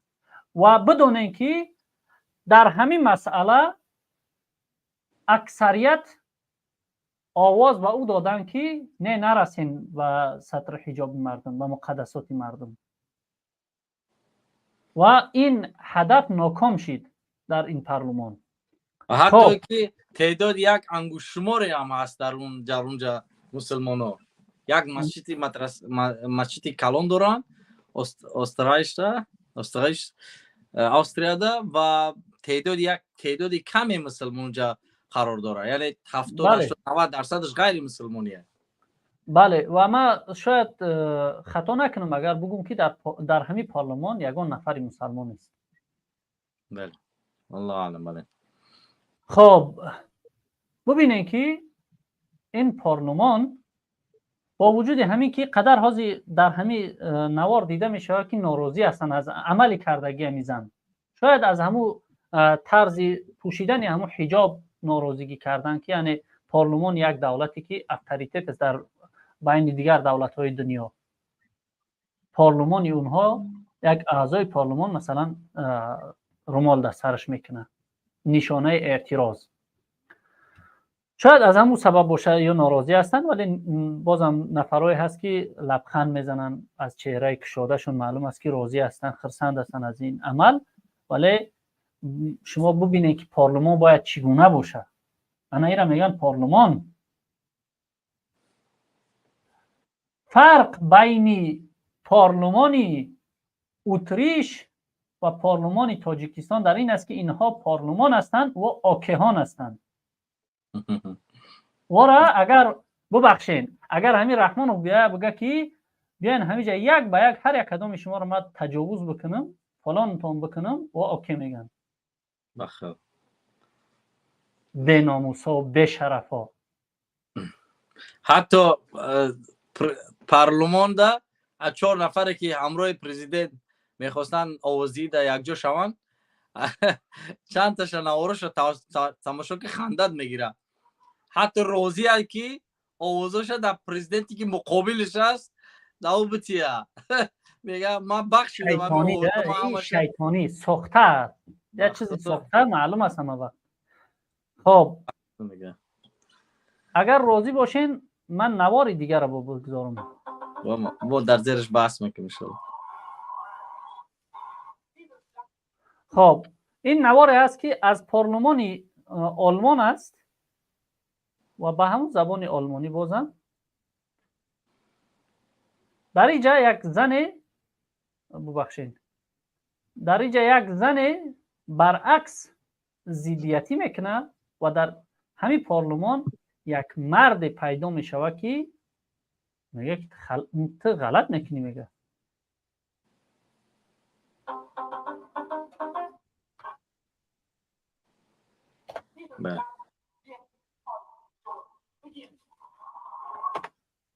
میگه که این دولت از دستی همین خیلی نفرهای ایدیوت هم میدونین چیه ایدیوت به زبان آلمانی هم ایدیوت به زبان از دستی احمقان میگه کنترل و رگولیروف میشه. یعنی این دولت هم میگه همین احمقا پیش برده ایستن. ابلهان. بله این تحقیر بود به خاطر اون که سخنهاش قدر کرده نشیدن. وقتی یه آدم احمق وقتی که تمام واسطه ها را استفاده میبره دیگه زورش نمیرسه بعد تحقیر میکنه در آخر. انسان احمق بدنش، ابله بدنش در آخری بحث معین میشه که تحقیر میکنه. و این انسان نگاه کنید همه گپ گفته بر مدرک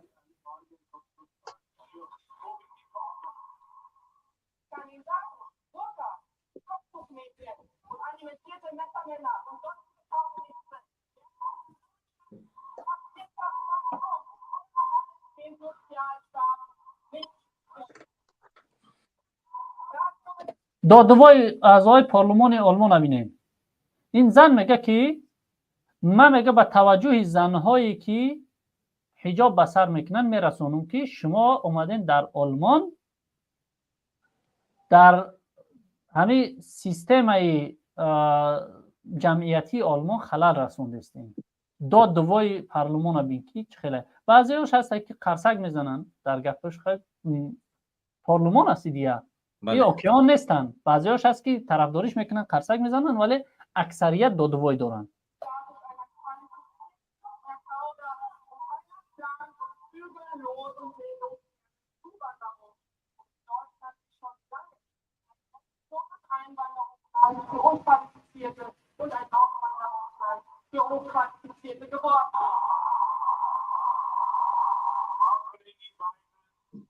ابوذر ویدیوهایی که میمانی با فکرم که طرف کامپیوتر مشکلی صدایی داره که آوازی پریامایش در کانال لایف نمیاد.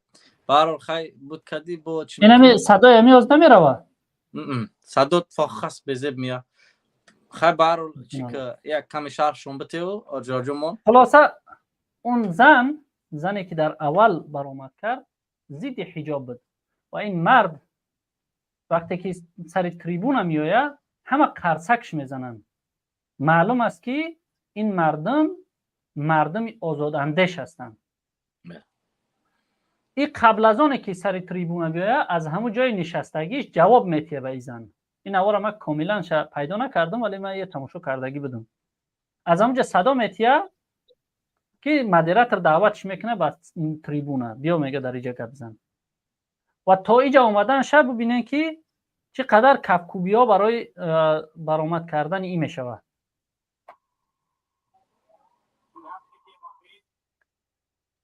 همه این کفکوبی ها برای برآمد کردن این میشوه. این اومده است نگاه کنین همه کفکوبی.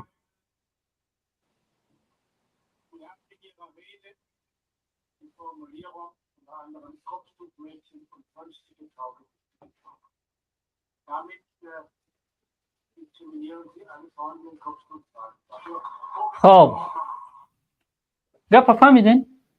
میگه که این چیزی که تو گفتی میگه این دیسکریمیناسیا نسبت به زنهای محجبه است. چرا میگه حقوق وارا شما نادیده میگیرین؟ انا ایران میگم پارلمان که بیار بحثی پارلمانی تاجیکستان یک بار مردک باشین در اینترنت ها بمونین. در پارلمان تاجیکستان یک بار در تاریخی که من خودم یاد دارم یک بحث شدگی است اونم درباره همون هم با نوارش نگذاشتن تنها در مقاله ها نشر شد درباره گاوا را باید ذات بگن یا که اولادی گاو. در همین چیز در پارلمان تاجیکستان بحث شدگی است. آفرین خیلی از زحمت کشیدین دستون درد نبینه. گو سوارو فقط مسئله گو میذارن. بله بخشش یا بحثی دیگه هم داشتن سرحد بگیم یا که مرز بگیم. واقعا من فکر میکنم همین شرابا آخری شرابا اگر تحقیر هم بشه امروز ارزنده همون تحقیرها هستیم.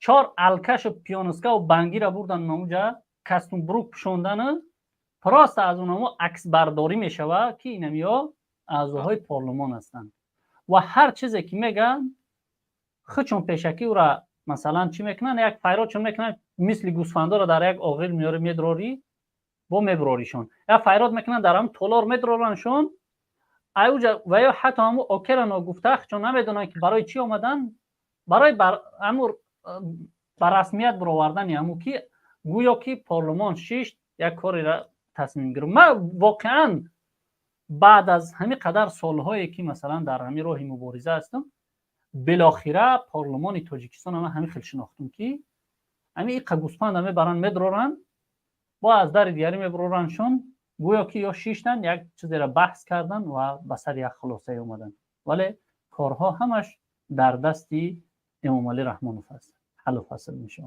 و او چیز اون نفر هم این مسئله نمی حجاب داد، یک شانس برای خودش برای زد خود زدنش گذاشتگی است. تا امروز این قانون این به قانونی به امضا نرسیده است از جانب امام علی رحمانوف، ولی بدون اینکه به خدا قسم طراح این به قانونی، طراح این تجاوز امام علی رحمانوف میشه. اینها را در خطر میگذاره، این احمقای بیچاره را، ببخشید من این نوارا بیرون کنم،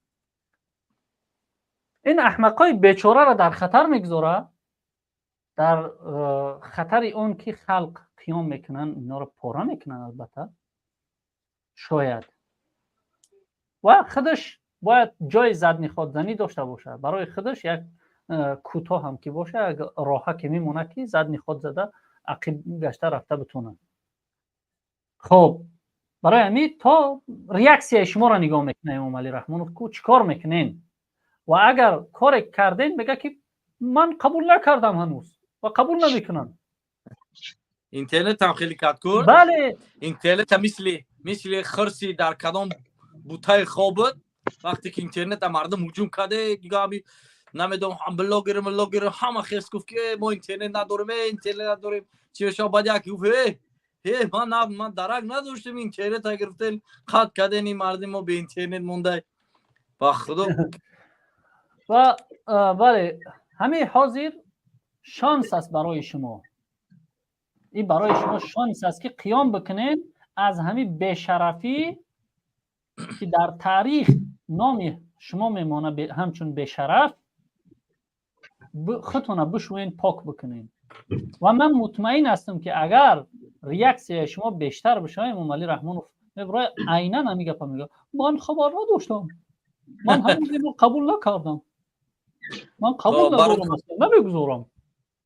برادر ابوذر اگر که اجازه باشه دیگه برادرایی که داخلش دن کو فکر. بله برادر علی مرحمت کنین. سلام علیکم و رحمت الله. سلام علیکم و رحمت الله و برکاته. دیگه رو میکروفونات نبوشین. علیکم السلام و رحمت الله و برکاته. تنجی برادرها سلامتی خوبه ان شاء الله؟ الحمدلله برادر، احوال شما؟ الحمدلله خوبه. ما تنجی میده جمیده گشتیم دمی غریبی ها. کی غریبی ها با آخر میرسه؟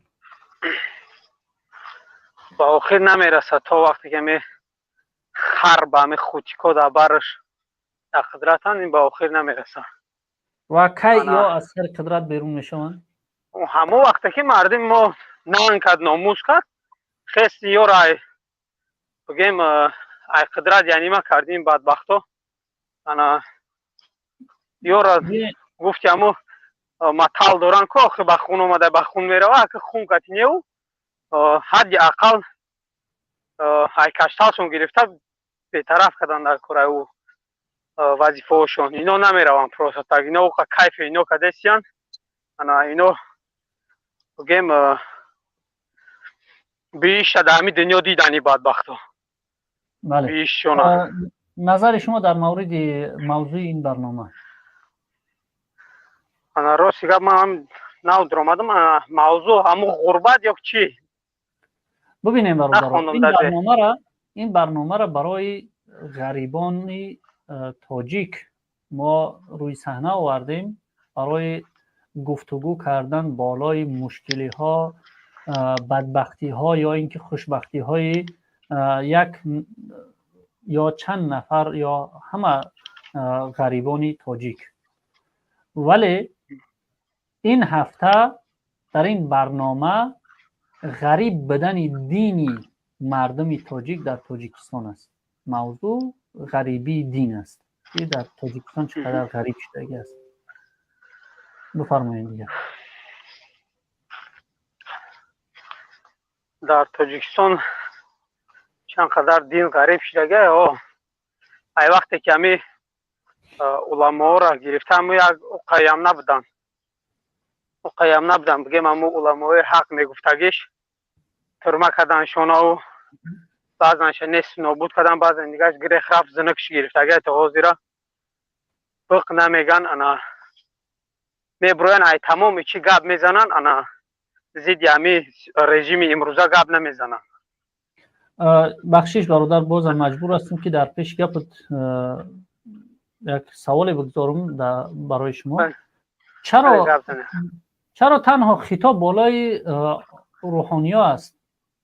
چرا باید که همچنین مسئولیت شناس باید مثلا سراینده ها، شاعران، نویسنده ها و دیگر قشر جامعه نباشند؟ چرا باید که مسئولیت دینی یا اینکه امنیتی ناموس شرف مردم تنها به دوش روحانیا باشه؟ باید همه در این چه سهمگذار باشن؟ نه همه سهمگذار همه چنین خودش میکنه. مثال هر کسی مثال یا آدمی هست که تماما از دین خبر نداره نامش مسلمانه تمام انا یکی وای همون چنین توانی خودش یگام جو میگه یا که با قلبش بد میبینه رفتن میگیرن. یکی این روحانیای ما این علمای ما انا بگیم همینا گرفتن او را 500مین مسلمان کردن نمینا کردن نمی علمای خدمت گرفتن او را بگیم یا بود ساختن انا این مردم نمیدونه دیگه مردم راهگم زده نمیدونه گجاش سر کنه انا باید همینا سر کنن. اولین شخصیت های نمی علما خیلی که مثال وقتش در تمام میگیم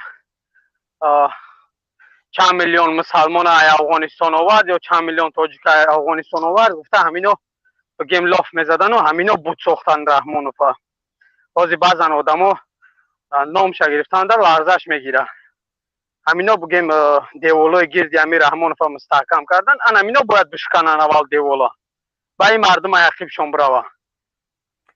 ولی ما بازم با این عقیده هستیم که باید همه سهمگذار باشن. هر کس با 100% ما دم فکر هستم که همه مسلمان‌ها باید چنین توانی خودش گپ زنه. انا من نمیگم که گناه همش در سر علما است، نه که اونایی که دیوالی سیستم را میشکنه اینمی علما اینمی شخصی نه تنها علما اما شخصی که حداقل 100 نفر یا 1000 نفر میشناسش اینا باید زبان بخیزن مثال گپ زنن زید اینو و ما مردم متاسفانه ما بگیم یک از پیش نداره ما مردم نخستیم یگان وقت هم کدام پیش درآمد قربانی شد 500 نفر 1000 نفر عقبش خست اونا رو هم بگیم اما چند نمود ظلما را کردن و هم زنکاشون گرفت خفدم گشتن. یک سوال بتون برادر شما در روسیه هستین که در اروپا؟ بله در روسیه هستم که همین بحثایی که ما و شما میکنیم هم بحثا رو در روسیه میکنن بین یادیگر هم مرد موجود تا 100% انا بعضا وقت من میدرم ویدیو را تماشا کنشون میبینم تماشا میکنم ویدیوتون انا الحمدلله ای نظر ای 2016 و 17 که من میدیدم که مردم در کدام حالت بودن و چقدر میترسیدن باز ایخی نمیترسن ادکریت بحث میکنن دشنام هم میکنن این سیستم امروز را یکم گرم ترس نیست در چشمشون. من میدونم من موجه بودم به خدا قسم هم آدمایی که طرفدار بودن طرفدار حکومت بودن وقتی که در تنهایی با پیشون میرفتم انا یکم صحبت یا بحثای چی میشید میگفته به خدا که قریم ما بیزاریم این سیستم اینمی حکومت به خدا دولتدار بیزاریم همه ما برای نمی یک تاجیکستان رفتن ما نمی یک چی میگن یک جای نزدیک داریم ده برای نمی کم ترک چی میکنیم.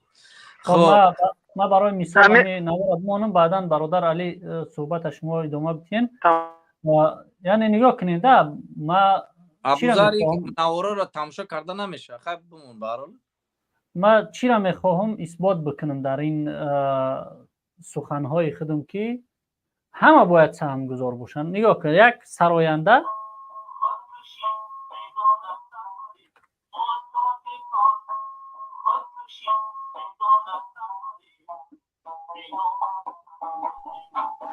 صداش نمیبیه برادر ابوذرینا. سبحان الله چی بلا زده و شیر. ما داخل کامپیوتر تا خدا خواهد بعد میبینیم مسئله را. خب خلاصه نگاه کنین در این نوار همین نفر با یک طرز اعتراض یک ترانه میخونه. ما تاجیکان خودکشی بیگانه پروریم. خلاصه این نوار ما در صفحه فیسبوکی ما میمونم. شما میتونید که با نام خواجه ابوذر ما را پیدا بکنین در فیسبوک و نوار را تماشا بکنین. یعنی تمامی جامعه باید که در آزادی ملت، در مسئله های شأن شرف ملت، ناموس ملت باید سهمگذار باشه، نه تنها ملا، و باید که همه مخاطب قرار بگیرن. من میبینم متاسفانه وقتای اخیر زیاد انگشت اشاره طرف ملاها است و ملاهای بیچاره را قپیدن، هدف قرار دادن. اما یک ضرب المثال تاجیکی است که قصد عیسی را از موسی میگیریم، میگن شما تجاوز بالاتان ملاها نکرده است، تجاوز بالاتان امام علی رحمانوف کرده است. قبیدن این بیچاره‌های غریبه که دیگه بالا شو هم فشار آوردین. حالی شطر را نخورده ابوذر ده. چی با مثلا سراینده ها رو نمیگین که بدبخت تو برای چی برای رحمانوف اینقدر شعرهای تعریفی و توصیفی مثلا ایجاد میکنی و در این مسئله های پرابلم های جامعه یک سرود و ترانه ایجاد نمیکنی؟ بله. یا مثلا یک شاعر یا یک نویسنده را، یک حتی یک ساختمانچی میتونه که با همون تالنت خودش سهمیخچه بگذاره. یک ساختمانچی مثلا ما نمیگم که برای عیناً شما همین کار را بکنین، ولی برای اون که ما اثبات بکنم که حتی یک ساختمانچی میتونه که در این مسئله سهمیخچه بگذاره، یک ساختمانچی مثلا یک کرسکه را میگیره در تنه یک دیوار مینویسه که من بیزار هستم هم از تو و هم از این قانون. بله. همون تالنتی کرسکه کردن داره همون مردک سهمش گذاشته میتونه به همون تالنتی خودش. و هر نفر باید مخاطب باشه، تنها یک گروه خاص نه. ادامه بتین برادر علی. انا نشد همین چی اکم در روسیه اکای محمد پرسیدن که چی حالت های، یه حالت دیگه هم هست که همه مردم خودمون با دو گروه جدا شدگیان. هر دوی گروه همه حکومت هم امروزه را خود 100% بیزار نه، همه حکومت با زبانشون میگه هر دوی گروه. انا یک گروه هم ضد حکومت و هم طرفدار مخالفه های، یک گروه هم ضد حکومت و هم مخالفه را سنگ میزنن، اخورت میکنن، دشنام میکنن. منافق 100%. انا همین خیلی دو گروه در تقسیم شدگن. الله هدایت کنه شونا. انا آمین. انا چی بگم، دل پر یکانا گپ میزنم خانه کتیم میگم شونا که نو نمیگم هازمای مامنتورا که با پدنالاتو گایکورا سخت نکنن که فایده میکده کاری ما که مردم با چهره نمیبروه، گپ نمیزنه، زیدی ما گپ نمیزنه، یا حالاتوش نمیگم. در بدبختا انا ما حرکت کرده سم گفته سم که دیاخال راه شب بیاویم، ما می چند اکاو دادره میگم بیا ما برام اکم دعوت دارم که یا تو برو یا ما برام، یا تا ما برویم. خو اگر هر دو برویم تو مامنتوی چاست که بگم انا نمونده استم. من انشالله پروردگار هدایت کنه دیگه، نه پیش را بگیره و نه پدر و نه مادر. الله خودش اگر خواه که مثال ایمه خیر در این مبارزه بیاید، پروردگار خودش هم خیلی میکنه که اینا پیش رحم هم گرفته نمیتونن انشالله. من هم دعا میکنم همه وقت در نمازم، شما هم دعا کنید انشالله پروردگار همین غیرت را به شما داده به ما هم نصیب کنه انشالله. آمین. بله برادر علی جان، من چیزا بگم، همون تا وقتی که چهرم خودم پنهان بود من همین چیزا خلاصه بروردم. تا وقتی که چهرم پنهان بود میخواستم صحبت کنم، یک غم، یک ترس، یک دلم ده، یک وجودم ده، یک سمر صدی راه بود انا تو گپ میزنی چی میشه پدر مادر تا میبرن پول مول تا زندگی تمام را پچاق میکنن میگیرن ایسو یک غم یک دیلم یک ترس داشته همون اوه قرآن سوره یونس وقتی که گپ در برای این همی بگهی هم او دملا چی هم عمرو هم گپ زد که دملا حضرت گفت که هر کسی که گفت از دعوت خداوند سخنی حق گفتن میگه می هراسه و 3 روز حضرت یونس علیه السلام 3 روز از سخنی حق گفتن یک سنه شد خداوند در بطن ماهی جاش کرد و در یک غم دوچار شدگی بود که او غم اندو درونسوز علم وجود چمه خورد که چخیل کنم خدای دایم دعاش همین بود که لا اله الا انت سبحانك انی کنت من الظالمین ای پروردگار تو یکه و یگانه تو هستی من هستم اون انسانی که در جان خودم ظلم کردم مرا ببخش مرا از این غم نجات بده من میرم با دعوت من سخنی حق من با میگم با همون مردمی که تو میخواستی این یک امتحان الهی بود الله او را نجات داد وقتی دم دعاش را قبول کرد از بطن ماهی نجاتش داد از غم او را الله تبارک و تعالی چی میگه و نجیناه من الغم ما از غم او را نجات دادیم میگه و همین خیلی مانندی همین میگه ما و کذالک مقصد به همچنین ما انسان‌های مؤمنه نجاتشون میتیم قلباشون میکشویم وقتی که تو پنهانی کو خیال میکنی که انا غم هم وجود دسته وقتی آشکار میشه وقتی گپ میزنی دیگه ترس اصلا میکنی همه را قربانی میکنی از باری همه میگذاری کو اللهی که تو را آفرده پدر مادر تو آفرده زندگی تو را همش آفردگی کو همون الله میگه که همون الله غم ما از بدن تو میگیره یک طرف مثلا همون خدایی که پدر مادر مرا آفریده تمام اولاد اجداد مرا آفریده نگاه کنیم تمام قدرتی روی عالم در دست ما باشه اگر همین پدر مادر ضرر برسه کو همون زمان همون وقت ساعت نابود میشه پدر مادر ما میروان اگر تمام قدرت جهان دست باشه چی از ارمیشه چی از یراق چی از نمیدونم زشیتایی که دوره محافظت نک وقتی که خداوند نخواه مثل خالد بن ولید در صدها جنگ اشتراک بکنه برای در اون جگت از دنیا بگذر آدما آرزوی شهید داشتن در شهیدی نرسیدن اما آدمایی که بودن که کمترین آرزوشون همین بود که سخن حق بگن شهید از دنیا گذشتن به خاطر همون غم از وجود ما پردگی ما دیگه غم نداریم به خدا قسم من شخصا همون چیز از بین من رفت برای همه ما برادر جان چی میگم درسته که ما احتیاج به شخصانی چهره پنهان هم داریم شما میتونید که به چهره پنهانی و بعضی کارا دیگه هم بکنین مهم با برادرات باشید یعنی این همین چیز ما را ما این همین دست کو پنجای هر یک تاش باید خدمت کنه اگر یک تاش خدمت نکنه این چارچلیک اما حکمی مشتا نمیگیره باید این خدمت خودش بکنه حتی انگشترین معده همین انسان باید خدمت خودش بکنه باید در جایی سر خم کنن یا جای قطعی هم مشتی تیار میشن برای یک دشمنه اما همین چیز ما را چکدگی است که مهاجرا برادران میبینن که در اینجا برنامه غربت برنامه سیاسی برنامه دینی میبینن بعد چشماشون در چه هستن کانتاکت نمیکنن به هر راه واسطه کانتاکت پیدا کن سلام علیکم که قطیش برادر برو صحبت در دل کرده که همون چیزی که میخواستی عقیده تای فکری تای اندیشه و چند روزه همون ایده ای تو بود امروز در بین برادرات دیده سه همون را بدرو در این برادرات قصه بکن قدی برادرات همصاف بشه چی چیز حدیث تو میای هم کارا کردن ده مرحمت برو قدی برادرات باش برای این برادر ان شاء الله همش خوب میشه صحبت هم بعد دیگه رو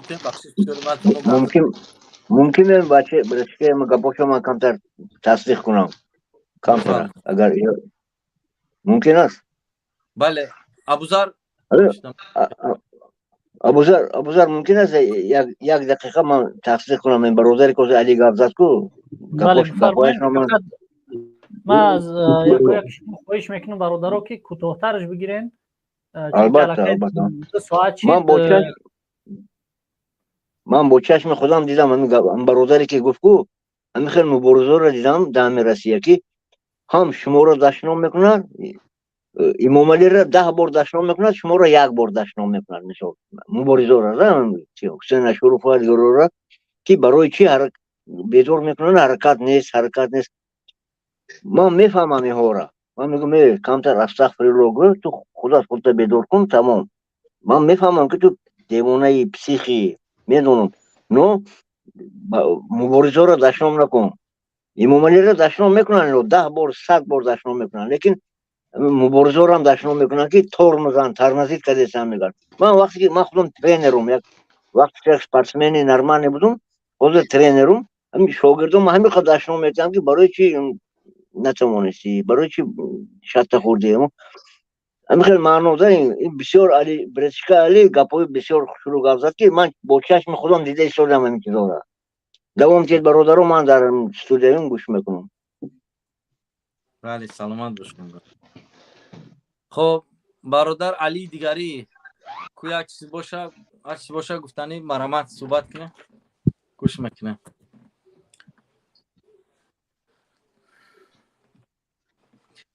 علی دیگری نیست، دو تا علی هست اینجا، یک تاش علی د تلقتی، یک علی راستوی. علی وایس ما دام کم دیگه که بعد برم نماز شام خونم ان شاء الله. باشه برادر علی آخر سخن کنیم، خواهش میکنم که برادر علی پیدا شدن اومدن. مرحمت من آخر سخن میکنم ان شاء الله. بله. سلام علیکم. علیکم سلام. برادر جان یک دقیقه صبر علی. بفرما برادر. همین خیلی ان شاء الله همین گفتم که دو گروه اکای محمد شما خیلی قید کرده. الحمدلله ما مثال با چهره محکمم که باشم نه هست مومنتایی که مثال من نمیتونم از تاجیکستان روم.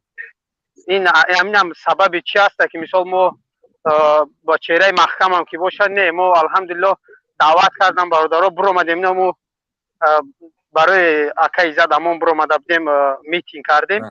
انا بگیم ما هم پیچت مردی را زدند ما نمیتونیم از تاجیکستان رفتن که الحمدلله ما اونایی که مثال زیدش ما گپ میزن اینو وای حتی و همه وقت بحث میکنم میگم که اگر چی نواقع میبینیم برادرها گپ زن. من اینا را الحمدلله از برای الله دوست میدونم، خدمت کردستان. اونمو مجاهدایی که شما گپ میزنین اینا مجاهدن آخرین اینا برآمدن برای دین ما و تو برای آزادی ما و تو اینا مبارزه بردستان. تو فقط گشت در فکر 40,000 تومان 50,000 تومان کار کنیم ماشین بخریم مدرکا حیاتشون و مثال زن و فرزند چون ای بحری همه چی گذشتن. تو منافق گفتی برادر ابوذر، تو منافق خودشان بعد میگی ایشان بعد میگی. تو باری مردکا مردنت به حکم همون مثال نزدیدی و میخیزی گپ میزنی نه یاش میمونی که یک کار کنن فتنه میدوزن در بین مردم. یک از دو کسی نوای تاجیکستان اومدگن ما را مثال بگیم گمراه میکنن. و انشالله پروردگار حق به حقدار میرسونه. باقی الله هممون هدایت کنه انشالله. انا هستم برادرها که من همراه برادرها گپ میزنم، برادر رحمت الله و اینو کتی انا ای دست مبارک کارا میکنم در روسیه چند خیتونو. باقی پروردگار همتون گابون باشه، پیروزی را نصیب هممون بگردونه انشالله. آمین انشالله. تشکر زیاد برادر عزیز. آمین. خدا حافظ برادر.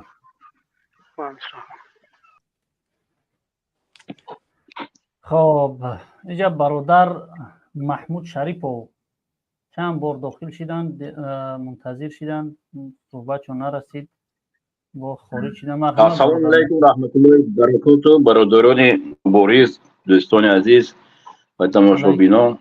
الله و برکاته.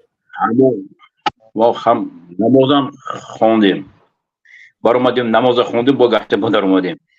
خلاصی گپ همین جنسیتیزی امام علی رحمانو نه دین بود نه امروز.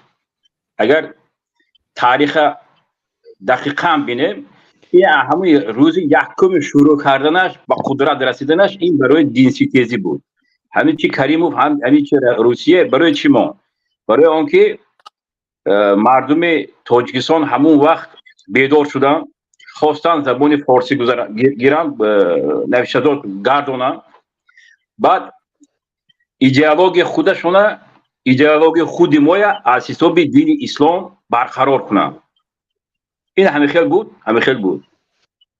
یکم اگر همه خیلی نظر کنیم سال 14 وقتی که پارلمان روبروی پارلمان بود، همین ویدیو ده نهضت اسلام میخواست برآمد کند خطی خلق گپ زند، زنهای با حجاب و با ساتر میبرونن میگفتن که برای ما چی لازم، انا حزب اسلامی ما ساتر داریم، ما حجاب داریم، نماز ما آزاد، مسجد ما آزاد، همین گپ زدک بودن.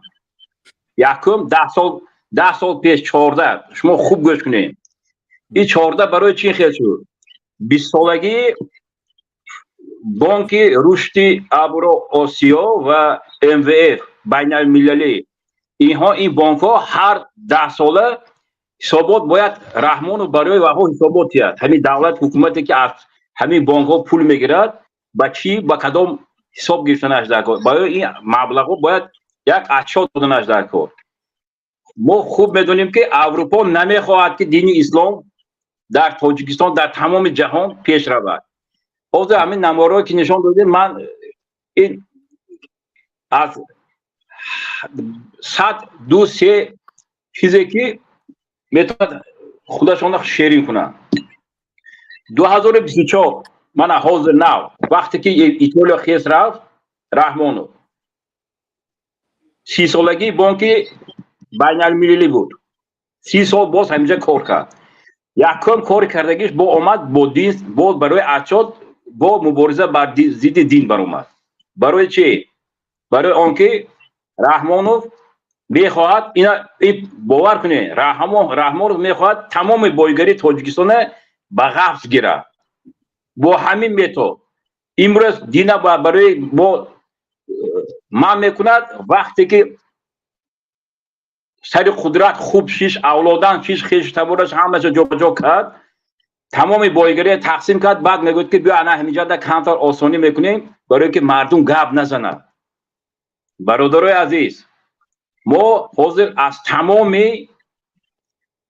تمام مقدسات دور شده ایستادیم. ما که مرد هستیم باید مبارزه بریم. این نه اینکه یک دوملا، بلکه همین خودی تمام قشر جمعیت باید مبارزه برد. چی زیایی هست، چی دیخان است، چی کارگر است، چی مهاجر است، تمام قشر این ملت مردم باید خیزد. برای چی که برای رحمان و اویلش خلق مردم یگان ارزش نداره. ارزش اساسی برای پول و مبلغ است. این باور کنید اگر خود سنجید رحمان و قطع دوماتش همون آزاده شورش علکای داخل شخص های میلیاردر داخل شده گیان. اوها دیگه در همون گروه خودشون رفت و آمدشون تماما دیگه خیل میشد. فهمیدین؟ اون پولایی که از همینجا دوزید از غفت کرد از برد از همونجا، این گارانتی که همون فوندوی که میتید هیچ موقع فکر نکنید که اگر $500,000 تید اگر الان کن $1,000,000 اگر یگان بانک تید اگر برای منفعت تاجیکستان نه. اول 20%ش برای منفعت تاجیکستان میشد، 50%ش بر خود همون بانکی دادگی همونجا گارانت میستد، 30%ش علکش شات همون رحمان فن میگذاره. این پوبند همون پولها هست. برای همون قدرم زبانش در نزد روسیه کوتاه هست. برای همون قدرم خلق ما در نزد دیگر ملت ها همچون غلام استفاده برده میشه. ما یگان حمایتگر نداریم، نه درون داخل دولت ما نه بیرون از دولت ما. اون شخصیت هایی که همین چیزا درک میکنن رسیدن حتما میگیرد یا قتل میکند یا حبس میکند یا میبرد در بدر میکند. اگر نهاد گپی من در یگان خطاگی باشد عذر، لیکن من همین چیزا تحلیل کرده آماده شدم. من گفتم برای چی همین مردک دین ستیزی میکند؟ این که میدونه که خلق مسلمان همون دور جنگ 92 هم اپشته همین دین ستیزی جنگ سر شده بود. باور کنید همون کشاکش حساب همین شده بود. این برای چی میکند؟ برای اون که اوزه مردم یراق ندارد، مردم فقط سخن دارد. یکی این بلبا این یک کازشنی گجا نرود. اگر ما بیشت روی زمین باید صبر کنیم انا آب برای شما بس میکند، این خلق چشمش به خاک میکند و خلاص. بله. ما باید سرجم باشیم، گجا نباشیم، باید متحد باشیم و ضد همین رحمانو باید مبارزه کنیم. چه مبارزه بردن دکو بگذار همین گروه ها جمعیت هایی که خودشون عهده میگیرن کدومش با کدوم چی مرحمت، کسی میتونه سخن، کسی میتونه یروق اصلیگه، کسی میتونه با یک ظلم و ستم ضد همین ظلم و ستمگرا. مقصد من چی است؟ من میخواهم که همین مقامات قدرتی خوب درک کنن که امروز مردم بیچاره در تحت ظلم شما قرار داره، لیکن ظلم ستمگر بالای شما نشسته است. از شما میخواد که شما نه آبرو داشته باشید در جمعیت، نه یک ناموس داشته باشید. همین چیز خانه شما هم میبرد درتون تق تق میکنه. یک روز که جنگ و جنجال شد مردم عیداش برد که کی کدام ظلم کرد. شما قفای رحمانو بجا شده نمیتونید. او همین ورتالوتش هست، سمالوتش هست، میخیزد میره. باید پاف دیگه، باید یراق دارد، اسلحه دارد. بعد خطاب من مردمی که 30% در تاجیکستان بدونم از 30% دیگه 20%ش که با همین حکومت مول و مول جمع کرده باشه، فقط برای با غارت و نیرنگ و فریب جمع کرده گه. لیکن 10% که همین مهنت حلال کردی جمع کرده کو باور کنید شما را عذاب میکشین. شما هم خطی همون 30% حساب نشین. برای همین خدا حال همین حکومت به بعضی شخصیت های بناموس هم هستن. من میدونم ما نباید از داملای ملاهای گیریم. داملای ملاهای ما همون روز مرد شده بودن که شخصا ما دستگیری نکردیم. یک روزی که ظلم به دین ما سر شد، داملای ملای دیگه این محل با این محل، این ولایت با این ولایت شد، ما خب کردیم. ما گفتیم که اذان ما نیست، بگذار ماده این خیل نیست، برحمت چی کار کند کردن میگیرد. ما همون وقت علمای خودمون از دست دادیم. علمای جسوری ما بسیارش محبس به ایستادیم. آدمای زیایی محبس به ایستادیم. آدمای متخصص محبس به محکمه. چند تاش قتل شد، چند دیگرش در بدر در دیگه دولت ها هستن. برای هم خدا خواهش میکنم مردم بیدار شوید. از این دیگه راه نداریم. یگانه راه این فقط مبارزه شدید بردم. بگذار امروز روی من محکم است. من میدونم رحمت برای اون چهره هایی که روی آشکار میبرن. من با همین چهره محکمم ممکن است از چهره آشکار بسیارتر کار کنم. لیکن اگر که توانید با چهره شاد، باید با چهره شاد مبارزه برید. میتوانید مبارزه برید و تمام خوبه دیگر خوبند این رحمان و شرکت شدن در طور نیست. اینها یگان بر بهبودی نمیدارد. این اگر فقط فکر فرزندش میکند، اولادش میکند، اولش میکند. گپی بسیار زدم اوزو. اگر سوال داشته باشید من میبودم خود دیگر رو میکنم. تشکر زیاد برادر عزیز. امکانیت و دیگر برادران هستیم. نفرهای زیاد است که منتظر هستند برای صحبت کردن. خدا حافظ. برادر ابوذر کسی صحبت نتید دیگه رو میکروفونمون بکشیم. خواهش میکنم برادرها میکروفوناتون رو بکشین کسایی که صحبت نمیکنین. اینجا عین حال برادر مبارز مرحمت. فقط خواهش میکنم کوتاه‌تر صحبت کنیم برادرها، چون که علاقه زیاده از 2 ساعت که ما در افیر هستیم با همه گپ برسه. سلام علیکم برادران و همه. صدای شما خیلی پست از برادر مبارز. علیکم السلام و رحمت الله. با دیگر سلام علیکم به همه برادران و به همه تماشابینا. این که در دوستان قبول کردم درباره ضد حجاب، این یک بار دیگر نشان داد که مثل تاجیکستان دولت دموکراتی نیست و دولت دیکتاتوری که یک کس از طرف یک کس اداره کرده می شود.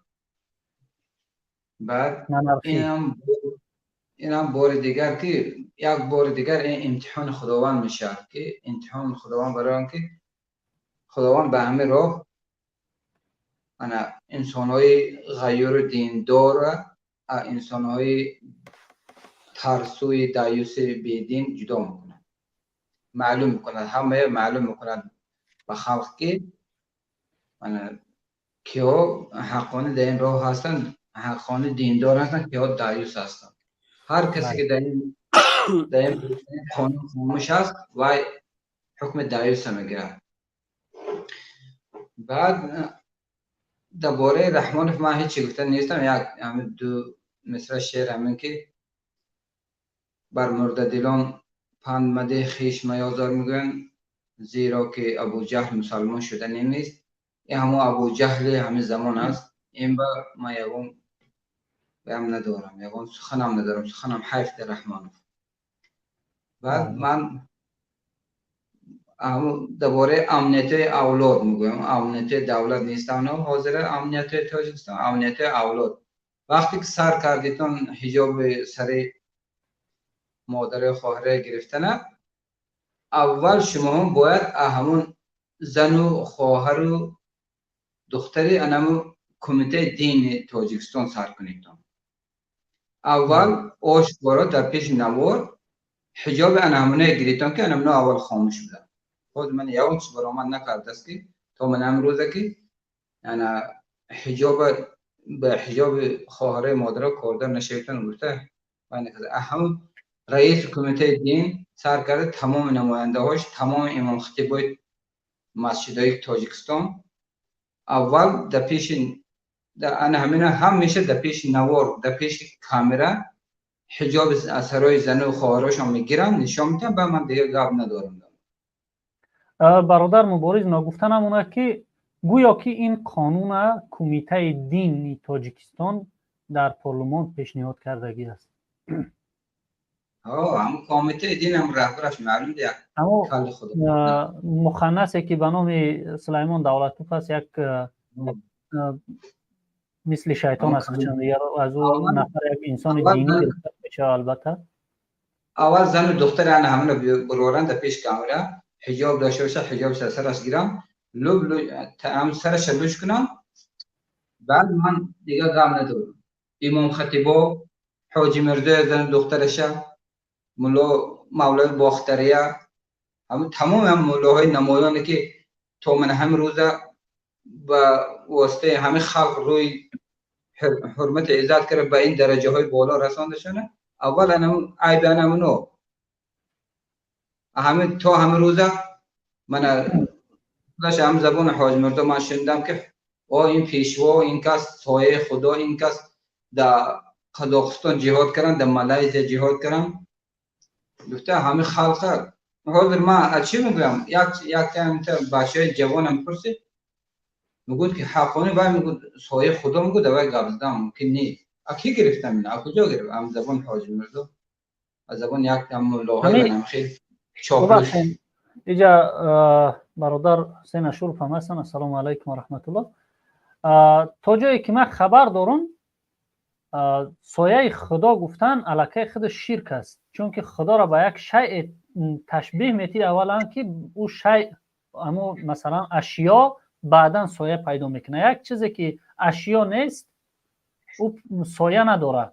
وقتی نفری که خداوند مثلا سایه دار اثبات میکنه، اون نفر الکه در همین گپ شرک به خدا کردگی است که اولا خداوند به یک اشیا مثلا او شکل بخشیدگی است. همین جوانای همه روزه به ان همه روز رسانده و همه روزی که بی نمیدونه چی راه گیره جوانا همه ملاها همه حاجی مرزا سر کرده تا منم امام خطیبه مسجد فقط حیز نفاس گپ زدم، روایت نقل کردم، روایت افسانه نقل کردم، حدیث گفتم. انا حجاب چی نفهموندم، فرض الله چی نفهموندم. من امروز به رساندگی جوانای عیب هم ملاها 100%. من دعوت میکنم هم امنیتی که اولاد امنیت اولاد رحمان میگیرن، همه قانون قبول کردیتون، جاری کردیتون. در نوارو هستن که خواهرای مادره داشته حجابشون گرفته ایستاده، نه اول رفته همون نماینده کمیته دین تاجیکستان سر کرده تا حاجی مرزای امام خطیب مسجد تمام خشلاق دیهای و پیش نور و پیش کامره و زنش دخترش حجاب و چیزش میگیره و من دیگه گم ندارم. بخشش برادر مبارز، ولی ما در این میدان قیام کردیم که از ناموس تک تک زنهای تاجیکستان حمایت بکنیم. فرقی نمیکنه او زن سلیمان دولت رئیس کمیته دین است یا اینکه زن یک اعضای پارلمان که همین قانون مثلا قبول کرده. من اول باید که همون کمیته دین امام خطیب مسجد اعتراض کنه که در حجاب دست نرسون. وقتی که خواب شدن من دعوت میکنم امنیتی که اول همونو وای کنم. سلام علیکم. علیکم سلام و رحمت الله. خوش آمدید برادر. دیگه بچه‌ها صحبت کردگیان. در اینجا در نوبت برادر اسماعیل خالف است، بعداً برادر قربان علی است. خیلی خوب. کوتاه صحبت کنید، دیگر بچه‌ها نوبتشون بتین خوب میشه. برای برادر مبارز دوباره به پشت بازی اومد. نه عبدالله دیوانه رو چیکار میکنید در اینجا نگاش که شاید امروز احساس کرده است که یا احساس چی میکنن یا ندارن احساس یا هم مونش بره و چیزی خودمون گپ زنیم. یا اگر یک لحظه برادر که بچه‌ها را اگر اجازه بدین ما کوتاه صحبت میکنم میبرم. با اجازه برادر اسماعیل اکای قربان علی با احترام شما ما فقط یک چیز گفتنیم. بله. یکی خطاب ما به حکومت، دوم خطاب ما به مردم و سوم خطاب ما به دیوانه تیوی و به کسلیای روحی. اون کسایی که چند روز پیش به مردم میگفتن که حسین اشورف مردم دعوت میکنه با چهره بیایه. ما تا زمانی که در مبارزه هستم همیشه مردم با چهره دعوت میکنم. سوال ما به خود بچه‌هایی که امروز مبارز هستن و از حجاب دفاع کرده ایستادن و مسئله اینترنت برادر قاری هم در اینجا گفت که مسئله اینترنت که برآمد و دیگر همه در تکان خوردن. مسئله اینترنت آیا مردم با چهره های آشکار برآمدن از حکومت طلب کردن یا که نه؟ بله. چهره آشکار بود؟ بله، مردم زیاد چهره آشکار. مسئله اینترنت مسئله بود که با حجابدار و به حجاب و با دیندار و به دین با همه وابستگی داشته. بله. همه با چهره آشکار حقی خودشان طلب کردن، گفتن که این تصمیم حکومت خطا است و از حکومت طلب کردن. حکومت از تصمیمش گشت. بله. اگر بازم همون اینترنت هم مردم با چهره آشکار نمیبرآمدن هیچگاه حکومت از تصمیمش نمیگشت. فقط ما میگفتیم دیگر مردم نمیگفتن، همه میترسید. حکومت از تصمیمش نمیگشت و حکومت تصمیم گرفتگیش قاطعانه تصمیم میگرفت. و از روز اول زمانی که مردم دعوت میکنن بچه‌های مبارز به چهره آشکار مبارزه بردن و من شخصا تاکید بیشتر میکردم و چوبشم میخوردم، تهمتم میکردن، سنگم میزدن. امروزم بازم دعوت میکنم اگر کسانی که با خدا ایمان دارین، به پیغمبر ایمان دارین، به روز قیامت ایمان دارین، به این چیز ایمان دارین که این فریضه الهی است و حجاب یک حکم شرعی از طرف خدا هست و تمام علما را فرض گفتگی هستند، در این تصمیم حکومت گرفتگی اگر خاموش باشین شما خودتون دیگر از جمله امت رسول خدا نباید حساب کنین. بله. دعوت همیشه با چهره، طلب کردن از حکومت با چهره. شما ببینین که حکومت تصمیم در مقابل خالق شما گرفت، حکومت تصمیم در مقابل دین و شریعت شما گرفت، یعنی در عموم ما هم در با شمول شما، یعنی این تصمیم های حکومت مردمی که از این طرف ما فقط میبینیم و در سینه ها مش میزنیم که ما الحمدلله مسلمانیم و به این اندازه جرأت نداریم که برای خاطری یکی از همون فرایض خداوند فدا بشیم. آماده نیستیم. طرز داریم. از ملاها شروع کرده، بگذار ملاهایی که در تاجیکستان عذر دارند، از ملاها شروع کرده تا مردم عادی، هر کسی که به روز قیامت ایمان داره با چهره آشکار باید این را رد بکنه. با امپیتری اگر 1000 تا 1 میلیون آدم اگر ببرویه با فقط با صدا اعتراض کنه یگان تاثیر نمیکنه. تنها و تنها 1000 نفر اگر ببرویه همه چیز رد کنن حکومت از تصمیمش میگرده. به خاطر چی؟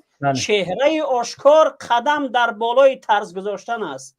این دلیل این است که نشان دهنده این است که دیگر مردم ترس نداره، از هیچ خطر نمیترسه، از هیچ تهدید حکومت هم نمیترسه. برای همین خاطر مردم باید همیشه با چهره ببراید و از حقشون دفاع کنه. در اون وقت تغییرات میآید. در غیر این صورت ما میگیم شما میگین و مردم فقط نظاره‌گرن. دیگر هیچ تغییرات نمیآید. حکومت ایرا با تلا میکنه به پارلمان میگه که رحمانوف با خلاصه یک گروه دیگر یا هیئت دیگر همین بین خودشان چرخ میزنه تمام که این فرمان قبول نشده است، حالی امضا نشده است. این حکم قبول کردگی هستند، تنها ریاکسیای مردم هم میبینند. امروز مردم باید با چهره آشکار ببراید. هر کسی که میگه که با چهره آشکار نبراین، حسین اشورف شما را با چهره آشکار دعوت میکنه که جانتون در خطر میآید، 100% راضیگی به همین حکم رحمانوف داره. هر کسی که مردم با چهره آشکار دفاع کردن از همین حجاب، اعتراض کردن از تصمیم گرفته حکومت رحمانوف مانع میشوه و باز هم میگه که با چهره نبراین، رضایت در حکمی یا که در همین فرمانی صادر شده حکومت رحمانوف است. این خوب در گوشتون بگیرین. هر کسی که راضی نیست قربان کنین خودتون برای خدا. آماده باشین که فرزنداتتون قربان کنین. مادر و پدر و جایگاه و شهرت و جان خودتون، هر چیزی که دارین مرحمت. امروز امتحان، باز روز امتحان آمد. جوانان وطن، شیرمردان وطن، شمشیرداران وطن، امروز روزی هست که ما و شما باید با چهره آشکار از این چیز دفاع کنیم، از حق خواهرمان و از تصمیم گرفته حکومت اعتراض کنیم. این تنها پیغام به تمام مردم و حکومتدارا این تصمیمی که شما گرفتگی هستین ایرا مطمئن باشین که همون جایی که مردم ناموسش است، دیگر این پیغامی که برای خاطر مردم گذاشتین که دیگر ما اسلام از جامعه کاملا میبرداریم، آخران شعار دین مبین اسلام در هر جامعه حجاب یک زن مسلمه های. امروز عالم وجود نداره در تاجیکستان، شیخ الحدیث قاری وجود نداره در تاجیکستان.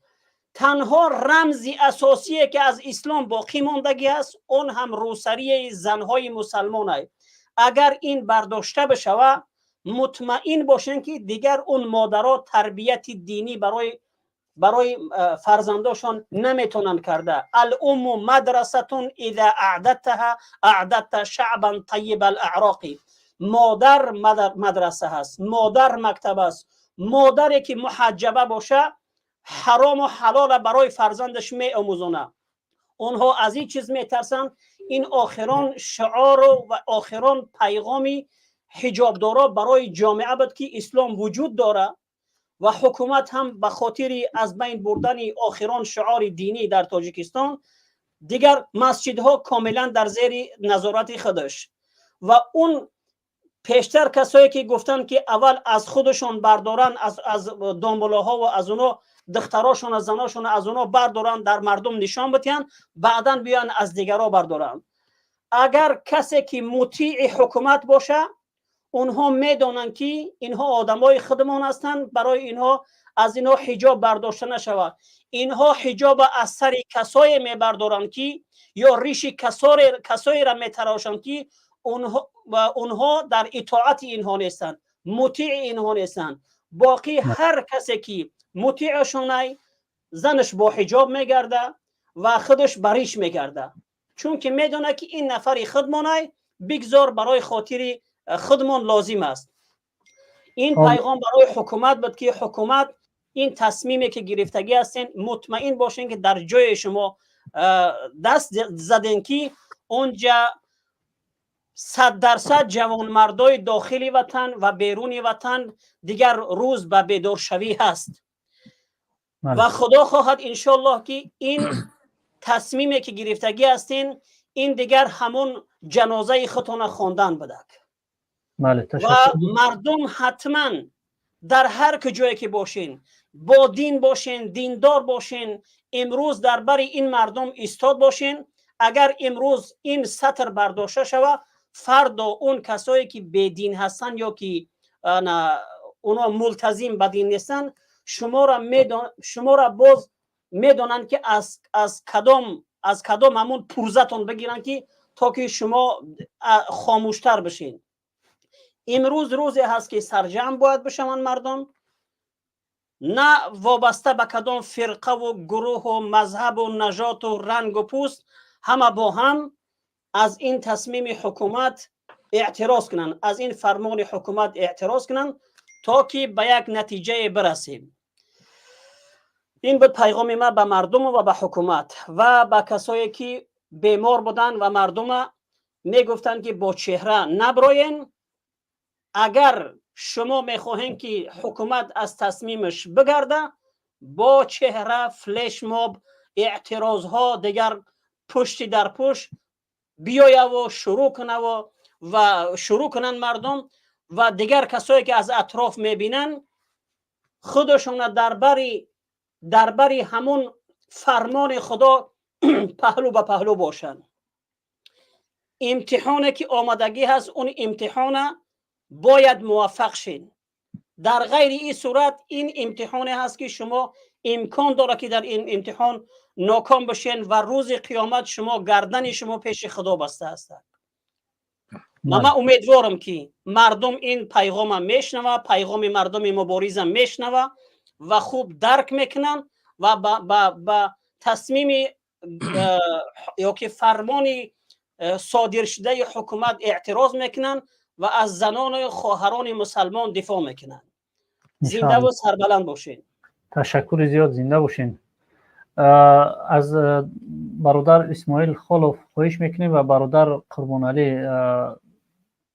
جای خدا بتین، چون که برادر قربان علی ضریب تلفنشون در حال اخیر است، صحبت نمیکردم. بعدا نوبت شما. یک چیگر ما کوتاه بگم. برادر قاری محمد ما خداحافظی میکنیم، میرم خیر. بله. خداحافظ. زنده و سربلند باشید. خدا نگهدار تو. برادر قربانای و اسماعیل تلفناتون برکی بقپین، کیراتون کلون میه. انا خیلی ماشاءالله. خب بفرمایید. نمیشه. افتا پاور نشگیرون کنی خبر میشه. از خب برال صحبت کنیم. میکروفون. مرحمت. السلام علیکم و رحمت الله و برکاته. و علیکم السلام و رحمت الله و برکاته. امیدوارم همه کسا خوب باشین، صحت سلامت باشین ان شاء الله. الحمدلله برادر، احوال شما؟ بخشش برادر 5 پویز دیگه مونده، 4 پویز دارید. سیما خلاص میشه، نخواستم داری قضیه به طرف باشم. خوش صحبت‌های دوم رو گوش کردیم، بسیار صحبت‌های خوب کرد، بسیار چیزای مهم گفت و در این چیزی شما بسیار صحبت‌های جالب رفتن. انشاءالله ناراضگی خودمون رو بیان میکنیم و برادر اشرف خان بسیار نقطه چی را گفت که باید همه به چهره باید درآمد کنه، چون که به چهره یگان فایده ندارد. به چهره برآمد کردن و ناراض بودن اشکار نکردن، خود نگفتن به مثل یک چیزی است که ما خودمون را پنهان میکنیم. وقتی که اول حکومت ضد دینی را سر کرد، مردم ما همین فکر کردند که ما نوروزیم، نکی آشکار نبرآمدن با مثل همونه که اشترمرگه که مثلا همش در بیرون است، یکی فرش تایقم میکنه، فکر میکنه که ما که پنهان شدم. همه خیلی کردن نه مردم توجیه خیلی در خونه سطر میکنیم یا که در مکتب من کردم، گفتن که خیلی در مکتب من کرد، ای مکتب اومد بعد میدوزه میگرده دخترمون، یا که مکتب بود کرد بعد مکتب سطر میکنه، در خونه شوهرش سطر میکنه. یا که بعضیوش گرفتن روسیه رفتن، گفتن که ما در روسیه میریم، این روسیه در محمد اجازه سطر حجاب یا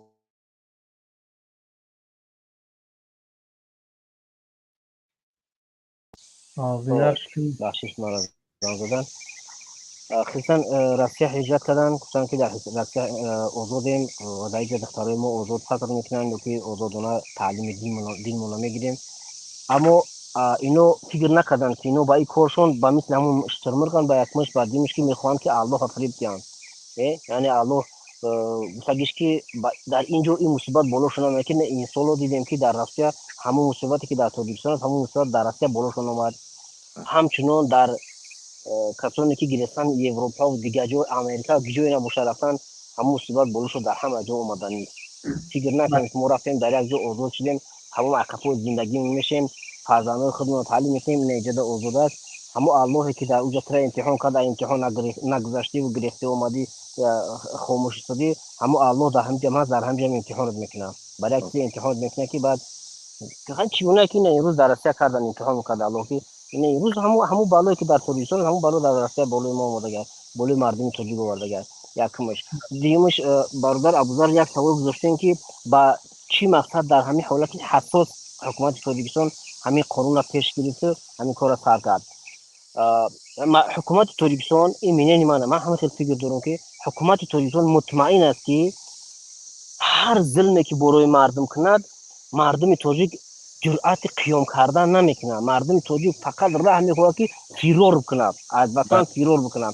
چون که در روسیه همه برگشتن، همه نیتی برگشت داشت، همه اکثریت برگشتن و بگیم یک همه روحیش بود که تاجیکستان تمام همه که میرن تاجیکستان آباد میکنیم. ایمینا همین حالت همین کار کرد که مردم باز ظلم کنن و مردم باز فرار کنن. روسیه نشید یا جای دیگه شو که پوسکه بران در روسیه مرده شوند نکی فرار کنن تاجیکستان. ایمینا یکی از همین سبباش که در همین حالت همین را قبول کرد همین بود که مقصد مردم بازم ظلم شد.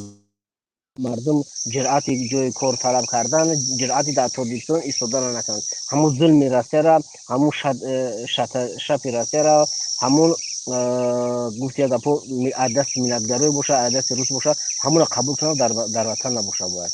برای همون همین حالت مثلا این مردم حکومت همین قانون و همین چیز را ترهیزی کرد. خوش با همین دیگه انشالله که گفتن ندارم، الله همه ما را هدایت کند. خداوند جسارت و غیرت مسلمانی و زاید بکند تا اینکه در مقابل این رژیم ظالم آشکارانه برآمد کنیم و الله پیروزی را نصیب میکنه. سلام علیکم که زارتون تمام شد. تشکر زیاد، الله تعالی از شما راضی باشد. علیکم السلام و رحمت الله و برکاته. خب برادر اسماعیل خالف رفتن آموزان برادر ابوذر. بله اومدن. خب شنیدیم موضوع شما را. تشکر زیاد، خیلی صحبت های مفید و ارزنده. خب برادر ابوذر منم خدا همه جان اوضاعی که اوضاع کسی رو من نمیشنم که اینا مشکلی داره. رفیق ما نیستم من. میتونه ابوذر چیش کنه انا. خب برادر پرونالی اوضاع شما میاد، از ما در شما نمیرود. یار خداحافظ. سلام علیکم و رحمت الله. خب برادر ابوذر و دیگه برادرها در امان خدا باشین. ما هم ان شاء الله خیلی صحبت کردیم. ما ان شاء الله که با پای کار دیگرم میشیم در امان خدا. ان شاء الله که با دست جمعونه در مبارزه هستیم. سلام علیکم. باشه، خب در امان الله باشین. تشکر زیاد که زحمت ها میکشین شب و روز در پی حمایت حقوق زنان و خواهران هستین. خب سلام علیکم. علیکم السلام و رحمت الله. مرحمت برادر اسماعیل خالف. السلام علیکم و رحمت الله و برکاته. امیدوارم خوب هستید، سلامت هستید. علیکم این السلام و برادرایی رحمت که الله. احوال شما برادر؟ الحمدلله خدا را شکر. این برادرایی که همه گپ گفتن برای ما نموندن، ما یک گفتنی دارم برای حکومت تاجیکستان که زوری بیهده نکنید که میان خودتان میشکنه. حاضرم که باشد همه قانون عیبین بره. ما الحمدلله که 92% 98% من مسلمان هستیم. بله الحمدلله. ما نمیخواهیم که قانون باشه در تاجیکستان. برای چی؟ وی ناموس ما است. باقی در امان خدا باشد. خدا حافظ نخواستم که من بی‌طرف باشم. این بی‌طرفی خودش یک بی‌طرفی است. الله بله. همه تا نگهدار باشه. خب تشکر زیاد. الله شما را نگهدار و از شما راضی باشه. زنده باشید. سلامت. خب خواهر عزیز آزاده رحمان، مرحمت، نوبت شماست. السلام علیکم مردم تاجیک و بینندگان شما. من مردم تاجیک من حیران مانده استم در روز به روز. میدانید برای چی؟ همین درجه پس میزند خودشانه.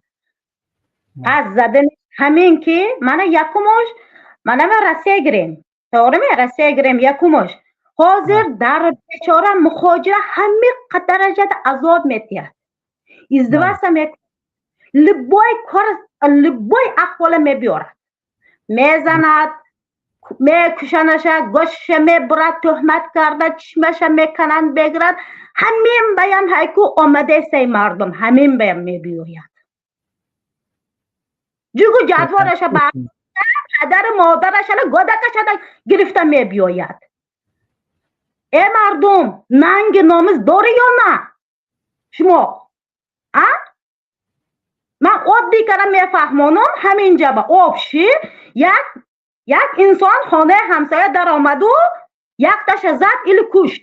شما چیکار میکردین؟ سوال جواب میگردانید میگرداند. همینجا همین احوال رفته است. برای آن که تاجیک حمایه میکردگیش نیست.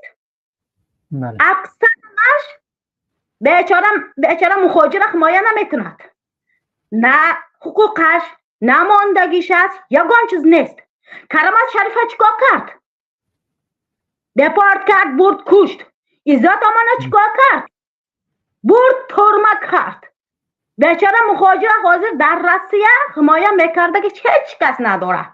به صاحب ماند، به صاحب کرد. کی کرد؟ رستم کرد. کی کرد؟ امام علی کرد. کی کرد؟ آزاده کرد. اهل آیله مناپولیا کرد. تاجیکستان کرد مناپولیا. بیچاره مردم همین درجه ده میکند که حتی به ننگ ناموسش بیدار شود. ده ننگ ناموسش بیچاره مادر داد گریه میکند. مردم حتی به بیدار همین ننگ ناموسش بیدار شود. ده حتی به من ننگ ناموس بیداشته باشد بیدار شود. ده همین درجه ده میشد. پر راز یک هفته پیش قرغیزستان با دو تشک کمترک زده است. قرغیز خیست. رنگ قرغیز چه هم نمیشیم. رنگ قرغیز چه هم ننگ ناموس ندارد. من حیران شده استم. ندارند خواهر عزیز. قرغیزستان خیست.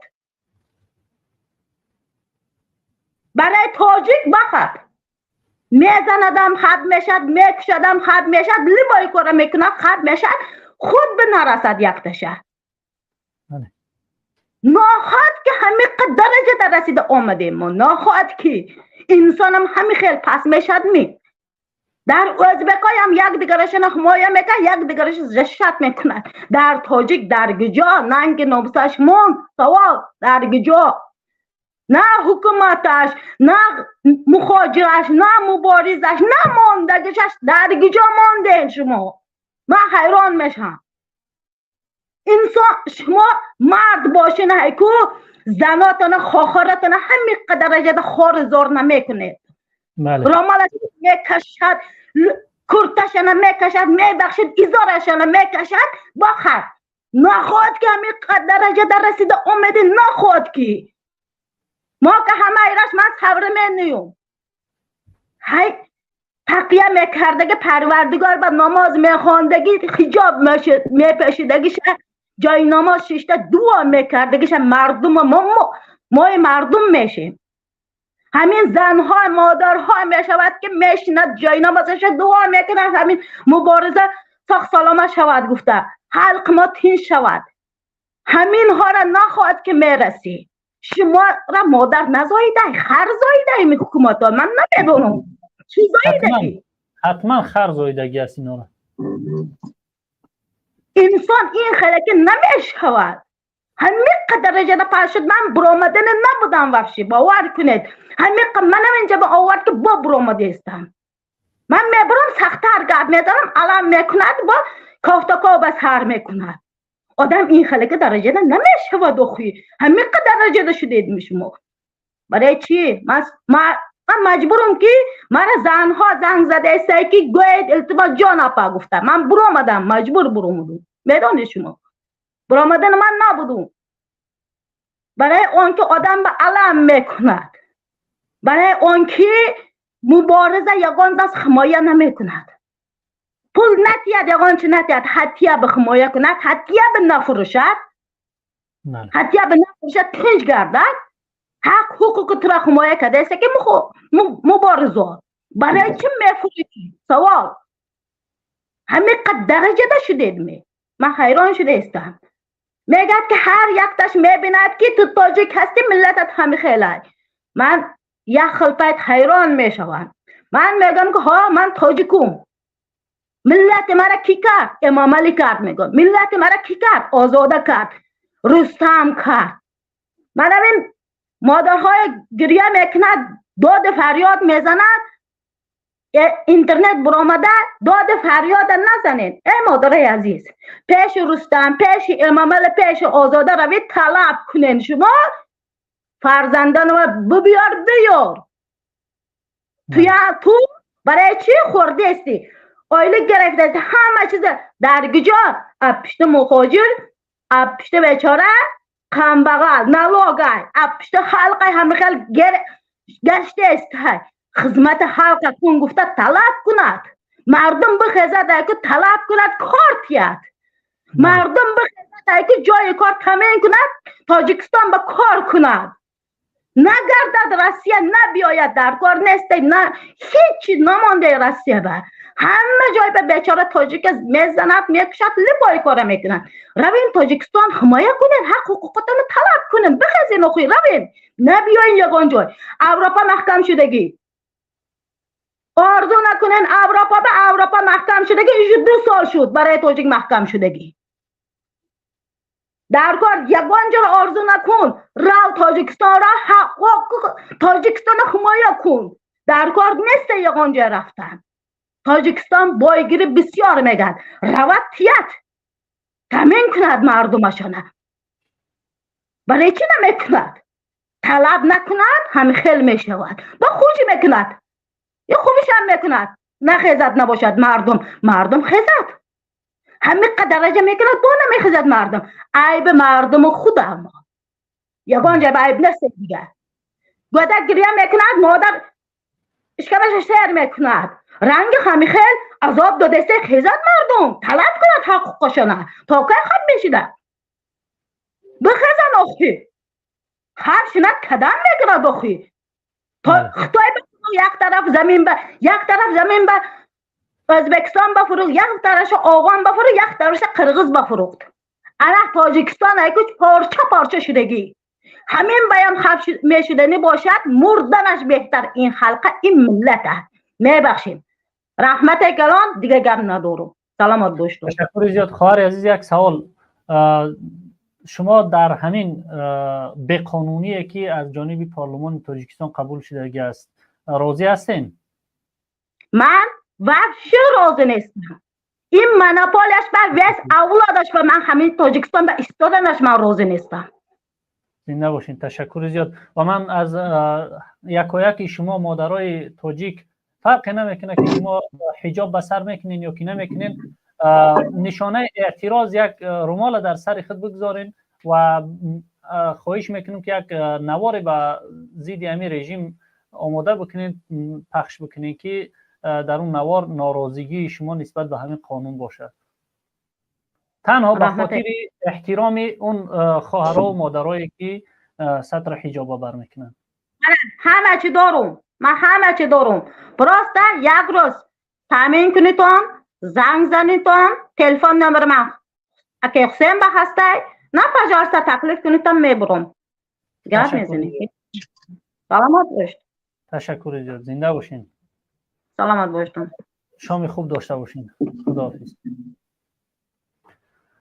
برادر اسماعیل، السلام علیکم و رحمت الله. فقط خواهش میکنم خیلی کوتاه بگید که راستی خسته هم شدین. سلامت باشی برادر ابوذر. خوب انتنجن گست. سلام و درود به بینندگان شما و شما. راستی که داریم تربیت گرد.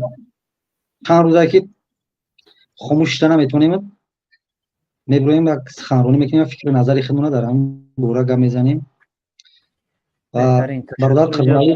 برادر قربانعلی از امریکا بسیار سخنی خوب گفت که سوالی که دادی برادر ابوذر برای چی همین کار حکومت تاجیکستان پیش گرفت. در حقیقت حکومت تاجیکستان دیگر غیر روسیه هیچ جا راه نمیتد، چون که روسیه اگر براین جان در کف دسته یا زنده نمیای. روزی وضعیت هم خود دیده سای که در تمام جهان چگونه رفته سای، چقدر که ترکیه راهش محکم کرد، اروپا هم راهش محکم کرده. اگر باشم در کره اون ویزا قطعی زور باشه 5-6 هزار آدم قبول میکنه که هیچی یگم ازمینی نمیتونه برای حکومت تاجیکستان.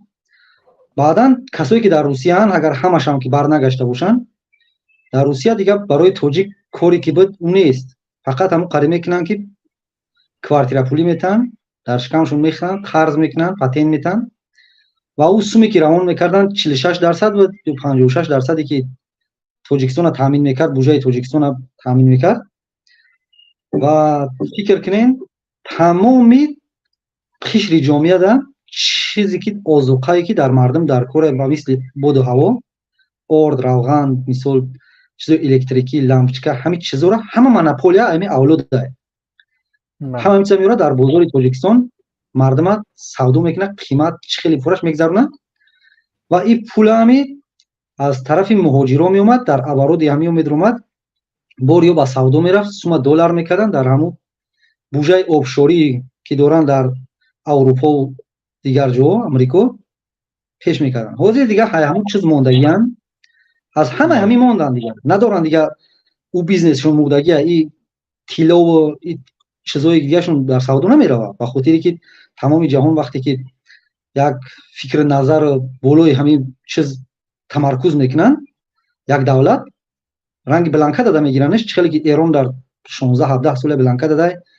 حتی ایران مثال دولت ابرقدرت میتونه که با دولت‌های ابرقدرت دنیا مثال اگر بازار سیاه سفید هم نباشه بازار سیاه دارن.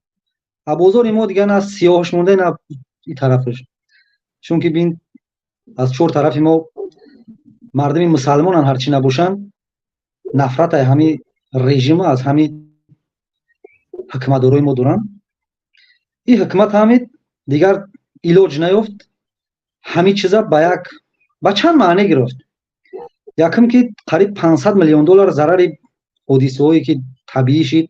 این ما حادثه طبیعی نمیدونم، این غضب پروردگار میدونم، چون که ماست هایی که بدن که 15-20 متر بلند عقل انسان نمیگرفت که آب با او درجه بالا بروه. حتی هم را شوش برد. ببینید فرخورد مثال واسه تمام ناحیه هایی که هموارن در اونجا نیطور که مردم عادی زندگی میکرد چقدر زمین ها بودن از بین رفته.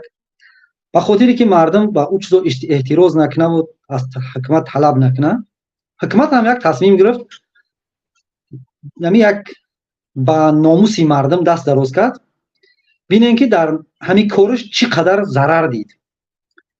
هم خرافات از بین در مردم خرافات پخش کرده بود و خودتون میدونید که در چند چیزی اسلامی ما خرافات بود برای حکومت در کار بود که این چیزا باشن، چون که مردم از دین خارج شوند. کسایی که طرفدار از حکومت بودن سخت دوست می‌داشتن حکومت، نه باوری داشتن که این تصمیم حکومت میگیره، چون که در برنامه‌های بلاگرای شیطان می‌دیدیم که نبرمدن او این طرف نگفته است، او هیچ وقت گپ نگفته، این خیلی نکرده. اخیرا همین آهانی در یک فکر نظر آمدن که بیاید که حکومت یک فکری کرد که همه را شرمنده کرد. یا چون شرمنده شدن، حکومت چند چیز ایدست داد، طرفداراش ایدست داد، کسای بی‌طرف بود میانه دادن، مثال میگفتن که ما زندگیمون خوبه، اوها را ایدست داد. تمام کسایی را از دست داد که حتی ما کسایی را میشناسم که مرا از پشت همین مبارز بدنم بعد میدن، حوزی به هر بهانه زنگ میزنن، مثال خچونه سفید میکنن، میدونن که حکومت وجه از بین آخر شای میروه. دیگر حکومت ما را هیچ جا دستگیری نمیکنه. انشاءالله با امر الله روز جمعه تصمیم بهترین گرفتگیان که تمام اگر مردم تاجیکستان هم که قیام نکنه، ما باوری دارم که تمام مسلمانای جهان با مثلی که قرآن آتش زدن اگر این اعلان شوه، این حجابان معنی حجابان در آیت قرآن اومده، رنگی که کتاب قرآن رد کرده‌اند، بعضی آیه‌هاش قبول دارن، بعضی آیه‌هاش نه. حکومت تاجیکستان یگانش قبول نداره، فقط به همون روز باید برسه که خودش آتشش بزنه یا که در مردم کت کنه، به همون کسایی که ناموس ننگ یک موقع در جامعه دارن فکر میکنم که با هم ناموس هم ها رسیدنیان، اینا باور کنین کافر بگوی کافر برای یا حیفه. چون که من همین روز در قطار ششتم، باور کنین قطعیشون یک نمود معامله میکنن، بطه که هم دلسوزی دارن، هم رحم دارن، هم راست قولن. اینو اگر دین ما را قبول نداشته باشن کافرن.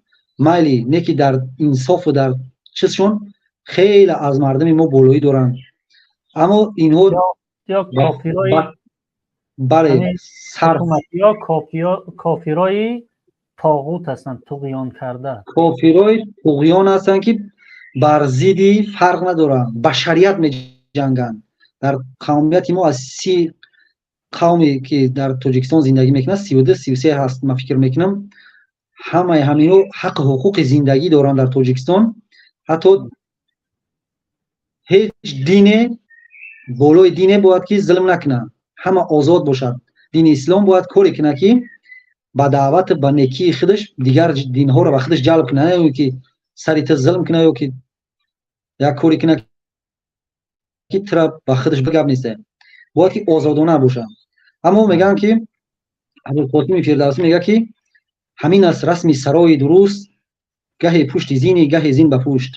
امروز شما بالای این ملت بدین، روزی میشوه که این ملت بالای سر شما سوار میشوه و شما را چنانی میکنه که شما نیتال که زندان میشین، به آورو میشین، شما از وطن به وطن میشین. انشاءالله برای ما شما در کار نیستین، چون شما را اگر ما نه یک خیلی که زهر در یک قطرش در یک سماوری چوی بغلطه همه را زرجونی میکنه، شما هم که به مثل یک زهرین. همین روز یک نواری دیگر را دیدم، دخترها را سر کرده بیستین دیگه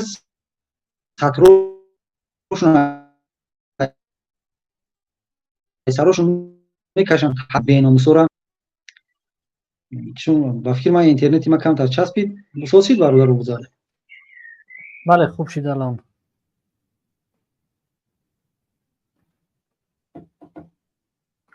خب اینترنتی برادر اسماعیل هم خوب دست متاسفانه. بله ساسید انتقام. بله یک چیشی فکر میکنم که حسابی بود هوای صدام باشه. اگر کسایی که انتقاد میگیرن که مثال مبارزا میبروین با چهره و یک گپی خطا میزنن، یک کاری که میکنن، مثال چل بگم یک جوش با موارد یک جوش بی موارد، هر خیلی که نباشن ما میبرویم از همین برادرایی که حقگوان طرفداری میکنیم. اگر خطا هم کنیم بخشش میگه که گر توانی ناتوانی را ساختن داری هنر، از برای ناتوانی طعنه بر آدم مزن. میتونی یک کسب ساز، نمیتونی یک کسی را طعنه مزن. نه که در برابر او آدمی که طعنه میزنی با مثل هموشه اول تو برو با چهرت غیرت ناموس سی انم برادر را بگی، بعدا او کسا تو یک طعنه و تحقیر بزنی، بعدا زیب دوره. اما که ما ایسا قبول ندارم. برادر ابوذر گفتی خودت که سخن کوتاه میکنیم و به مردم تاجیکستان مراجعت میکنم که حتی طلب میکنم خطونت مثال نمیدونم در ورزشین در کجای هستین نیستین او زور در بازو نیست زور در زدن نیست زور در شجاعت است امروز جایش رسیده که دیگه تو نبرو مبارزه و خائنا و خارجی خوجاهای خارجی گفته تو از ناموس خواهر اکاو دادر خودت برو دفاع که از پشتی ما نبرو چون که ما امروز از پشت شما برآمدیم گپ زدیم امروز خواهر ترا در درون وطن یا که مادر ترا زن ترا دست درازی کردن در ناموسش برای شما باید انمی روزی هست که امتحان پروردگار شما انم امتحان بگذارین و در رکعت نماز خواندگیتون با 4 صدقاتون شما جنت نمیرین این گپ دروغه وقتی که شما جرأت ندارین غیرت ندارین هیچ وقت شما کو بخشیده نمیشین اگر شما را همه پروردگار جنت برد عدالت پروردگار کجا میشود انمی روزی که امتحان پروردگار انمی روز نمیاد که تمام بنده هاش میسنجه تمام بنده های مسلمان میسنجه شما باید انمی روز شجاعت کنین شما از زندان رحمانوف میترسین از قتل رحمانوف از تجاوز رحمانوف میترسین نمیترسین که روز قیامت چقدر روز دهشت است 50,000 سال در راست پروردگار راست میسی که کی نوبت میرسد چقدر عذاب و دهشت است که او را تصورش کردن نمیشه اگر هم چیز باشه مازگی مو میکفن که شما یک چیزی که یک مخلوق پدر سگ پدر نالت شما را برآمده در این روز ترس داده است در کرسی شدگی همون کس اگر 4 طرفدارش گپش نگیره گپش نمیگذاره نه که همون بی غیرت و بی ناموس که میخواهند که در تاجیکستان ظلم باشه ستم باشه بالای یا ما تجاوز کنیم از اینو پاره بگیریم کروپسیا باشه به همون خاطر امروز اوها دست درازن نه که ما و تا هم نخیزیم این روز آخرش پروردگار میرسونه نه که از مکافات پروردگار همه بی نصیب میمونیم بله. و در اینجا دیگه سخن با آخر میرسونم سلامت سربلند باشین اگر سخت گفته باشون بخشش نه که سخنو باید در این روزا گفته شود این روزا روزای حساس است زنده باشی برادر ابوذر بهترین برنامه بود سلامت باشین تشکر زیاد که شما زحمت میکشین در این برنامه ها سهمگزار هستین سلامت سربلند باشین تشکر که ما را در اینجا قبول کردین خب عزیزان الکی زیاده از 3 ساعت است که در این برنامه در خدمت شما بودیم و در آخر با بار دیگر به توجه یکایک شما میرسونم که روز جمعه روز 31 همین ماه در آخر این ماه روز دفاع از حجاب زنان تاجیک و تاجیکستانی اعلان شده است و در تمام یا حداقل در اکثریت دولت‌های دنیا در مسجدهای جامع در منبرهای پیامبر صلی الله علیه و سلم این مسئله مطرح خواهد شد و از یکایک شما خواهش میکنم که شما هم بی‌طرف نباشین چون که بی‌طرف در این قضیه بی‌شرف است بی‌طرف در این قضیه بی ایمان است بی‌طرف در این قضیه مسلمان نیست و سهمگزار باشین ناراضگی خود بیان بکنین و همچنین از تمام مردم عزیز تاجیکستان یک خواهش دیگر یک دعوت دیگر به میان میارم که ببینین تا روز جمعه ما کاملا یک هفته پره داریم و در این هفته ما میتوانیم که بیشتر و بیشتر مردم به این چیز آگاه بکنیم و دعوت بکنیم که در میدان ها برای ناراضگی کردن از این بیقانونی بریزن و ناراضگی خود بیان بکنن و همچنین طوری که ذکر کردیم که این قانون نقض کننده حقوق مردم که اینها قبول کردن سببهاش هم برادرها گفتن و یکی از سببهای اساسیش فکرهای مردم به دیگر سپردن است تا اینکه مردم بالای مشکلات های اساسی تمرکز نکنند ولی من از تمام مردم تاجیکستان دعوت میکنم که اگر که اینها همچنین یک بی‌شرفی در مقابل شما میکنن، شما میتوانین که با دیگر مثلا واسطه ضربه خود بالای این حکومت ناتوان و این حکومت تجاوزگر برسونین. روز دوشنبه هفته آینده من خواهش میکنم که شما با میدان ها بریزین و از حکومت تاجیکستان طلب جای کار بکنین. ببینین وقتی که ما یک روزی را مثلا از شما دعوت میکنیم، تقاضا میکنیم، این دیگر در اختیار شما است. روز اگر شما میخواهین که پیروز بشین، سربلند بشین، موفق بشین و زندگی خوب داشتگی باشین، آزاد باشین، آزاده باشین، شما استفاده میبرین. شما این چیزا را استفاده میبرین و با میدان ها میریزین. ولی وقتی که شما این کارها را انجام ندادین، دعوا نکردین، به میدان ها نبرآمدین، شما بیشتر و بیشتر مظلوم شده رفتن میگیرین و ظلم این رژیم بالای شما بیشتر و بیشتر میشه. اگر رژیم سطر از شما طلب میکنه، شما از او کار طلب بکنید. کار طلب کردن که جنایت نیست. در هیچ دولتی دنیا، در هیچ سرقانونی، در هیچ جمعیت طلب کردن جای کار جنایت نیست. برابر به همو است که مثلا زیاد شهروندای تاجیکستان در روسیه میرن، مثلا در به در میگردن ربو تایید گفتن. این از حکومتتون، از حکومتی که مسئول این کارها است، از حکومتی که الکی 30 سال از سر قدرت است و وظیفه دار بود، موظف بود که برای شما جایهای کاری تامین بکنه، برای طلب بکنید. وقتی که از یک طرف شما را میجقن، شما از طرف دیگر بجقین، از طرف دیگر طلب بکنید و میبینین که این رژیم رهگم میزنه دیگر. اینقدر ظلم، تجاوز، تحقیر، توهین بالای شما صورت میگرفت و این رژیم در بر شما نبود.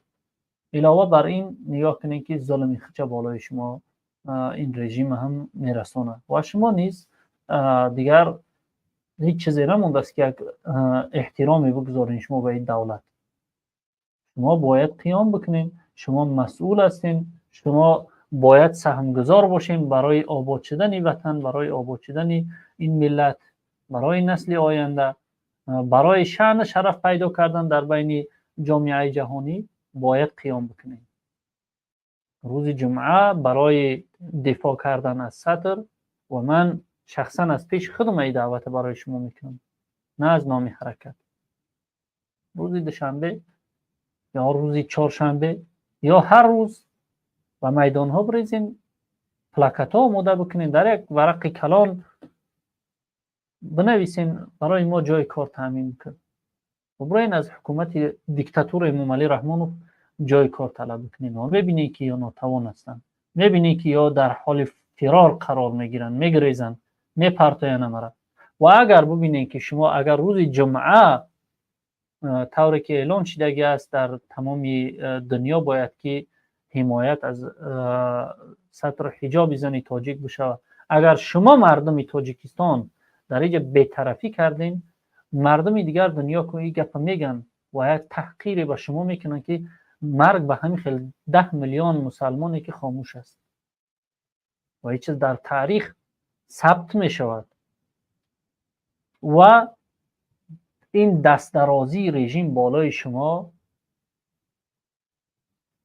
ادامه می‌یابد. ولی اگر شما روز جمعه خواستین طلب کردین، مطمئن باشین که اونها به امضا نرسیدن از جانب دیکتاتور امام علی رحمانوف تنها سببش همین است که میخواه ببینه که شما چیکار میکنین. و الا همون روز یکم هم اصلا این قانون خودش طراحش همین امام علی رحمانوف، همین لعنتی خودش همین قانون امر کردگی است که همچنین یک مسخره بکنین. اگر که میبینه که یگان جواب از طرف شما نیست، پس ایره دیگر قانونی میکنن. وای به حال شما دیگر. زن هم از برات میکشن، از سر شما میگیرن دخترتان مادرتان.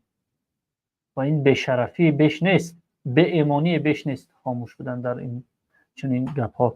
و درباره آن چیزی که من در سخنهای برادر اسماعیل علاوه کردم، ببینین کسایی که در این کار حکومت کمک میکنین، فرقی نداره یک ناظری را هستی، یک پلیس هستی، یک امنیتی هستی، یک پارلمانی هستی، هر کسی که نباشی، خداوند در قرآن در سوره محمد صلی الله علیه و سلم اولین آیتش در حکمی همچنان نفرهای مثل شما را صادر کردگی و پیچت زدگی است.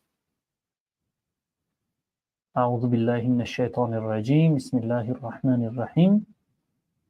الذين كفروا وصدوا عن سبیل الله اضل اعمالهم. اولین آیت سوره محمد صلی الله علیه و سلم. کسانی کافر شدند، ما یک چیز باز پیش از این گپ برای شما بگم که من از اون گروه های تکفیری نیستم، من بیزار هستم از اون گروه ها، ولی یک حقیقتی را که قرآن گفتگی است من همون رو برای شما میگم. کسانی که کافر شدند به سبب آن که مردم را از عبادت خدا باز داشتند، عبادت خدا ستر کردن یکی از عبادت های مهم خداوند است که به بالای زنها فرض است. کسانی که کافر شدند به سبب آن که مردم را از عبادت خدا باز داشتند، خداوند عملهایشون را بیکار میکند. فرقی نمیکنه تو حج رفتگی هستی، در داخل کعبه نماز خواندگی هستی، صدقه کردگی هستی، زکات دادگی هستی، یا اینکه مثلا هر کاری خیری که انجام داده، خداوند همه اینا را نادیده میگیره و تو را میگه که تو کافر شدی. بترسین از الله، از خالق خودتون بترسین. عمر دوامناک نیست. بابای تو در کجا است؟ بابا کلان در کجا است؟ پدر در کجا است؟ ای سگ خبیث، باز میمری کدام ملای بیناموس به غیرت دیگر میاره تا جنازت میکنه. مرده ای تو باز به همین مسجد به همین مسلمان ها میآید، محتاج میشه که جنازش بکنن.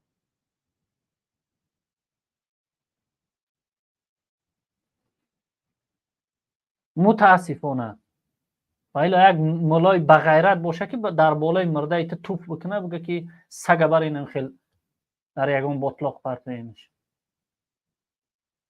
دست بکشین از این جنگ بزید خدای خودتون، دست بکشین. شما در برابر قدرت خداوند مثل یک مورچه بگیم، اگر خیلی کمپلیمنتی وزمین است برای شما. چقدر که یک گرد که تنها در راستی نوری آفتاب تو را میبینی، چقدر که یک گرد کوچک است، شما از او در کوچکتر هستین در نزد خداوند. یک بار همین تلفن تا باز بکن، حجم این همین زمینه که معیده ترین سیاره در آسمان است، حجمی همین را نگاه بکن و خط مقایسه با همین معیده ترین سیاره بکن. تو چند قدر هستی در برابر این زمین و این زمین در برابر آفتاب چی قدر کوچک است و آفتاب در برابر دیگر ستاره ها چقدر کوچک هستند. و همه مالکیت الله هست که تو را خلق کرده است. به شرف کسی که تو بزید الله خود جنگ میکنی.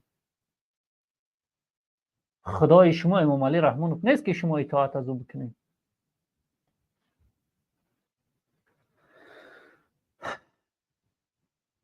از تمام کسانی که ما را در این برنامه ها میبینید، پیگیری میکنید و دیگر نفرایی که بعداً ما را میبینید، خواهش میکنید، تقاضا میکنید که برای کمک کردن به مردم مهاجر و مردم غریب و خود شما هر مصیبت هایی که بالای مردم غریب بیچاره تاجیک میآید، شما میتونید که در این تلگرام این امیرازی با تلفن هاتون اسکنی رو بکنید، در کامرای تلفن داخل میشه، اونجا کویر کد پیدا میشه. وقتی که میزنی راست به همین تلگرام شما را میبره. به همین تلگرامی برنامه غربت بپیوندین. خواهش میکنم و نوارهای که شما میبینین یک مهاجر در یک عذاب است، یک فردی تاجیک در یک عذاب است، نوار برداری بکنین و با همین تلگرام ما روان بکنین و ما اون نوارها را در برنامه های آینده خواهیم گذاشت و انشاءالله که شما سهمگذار در راه مبارزه میشین و هیچ چیزی در امنیت شما مثلا خللدار نمیکنه. من برای شما وعده میتونم که هر کسی که به این تلگرام هر نواری که روان میکنه من امنیتی او را به عهده میگیرم. یعنی از این که در این تلگرام یک نواری روان کرده میشوه هیچ احدی نمیفهمد که از کجا این نوار آمده است. تنها خواهش میکنم نوار برداری بکنین. هر مشکلات هایی که میبینین چی در داخل تاجیکستان و چی در بیرون از تاجیکستان نوار برداری بکنین، با واسطه این تلگرام با ما روان بکنین که ما در این برنامه بگذاریم و به مردم نشان بدیم که به کجا دارن این مردم میروند. تشکر زیاد. الله متعال از یکایک شما راضی باشد و الله متعال ما و شما را از این ظلم و تجاوزها به دست خود ما نجات بدهد، یعنی به ما غیرت ناموس عطا بکنه تا اینکه ما از جمله بی‌شرفان و بی‌طرفان و بی‌غیرتان و بی‌ناموسان و بی‌ایمانان نباشیم، بلکه از جمله کسانی باشیم که در بندگی خدا ایستادگی میکنند و از دین خدا دفاع و حمایت میکنند. السلام علیکم و رحمت الله و برکاته.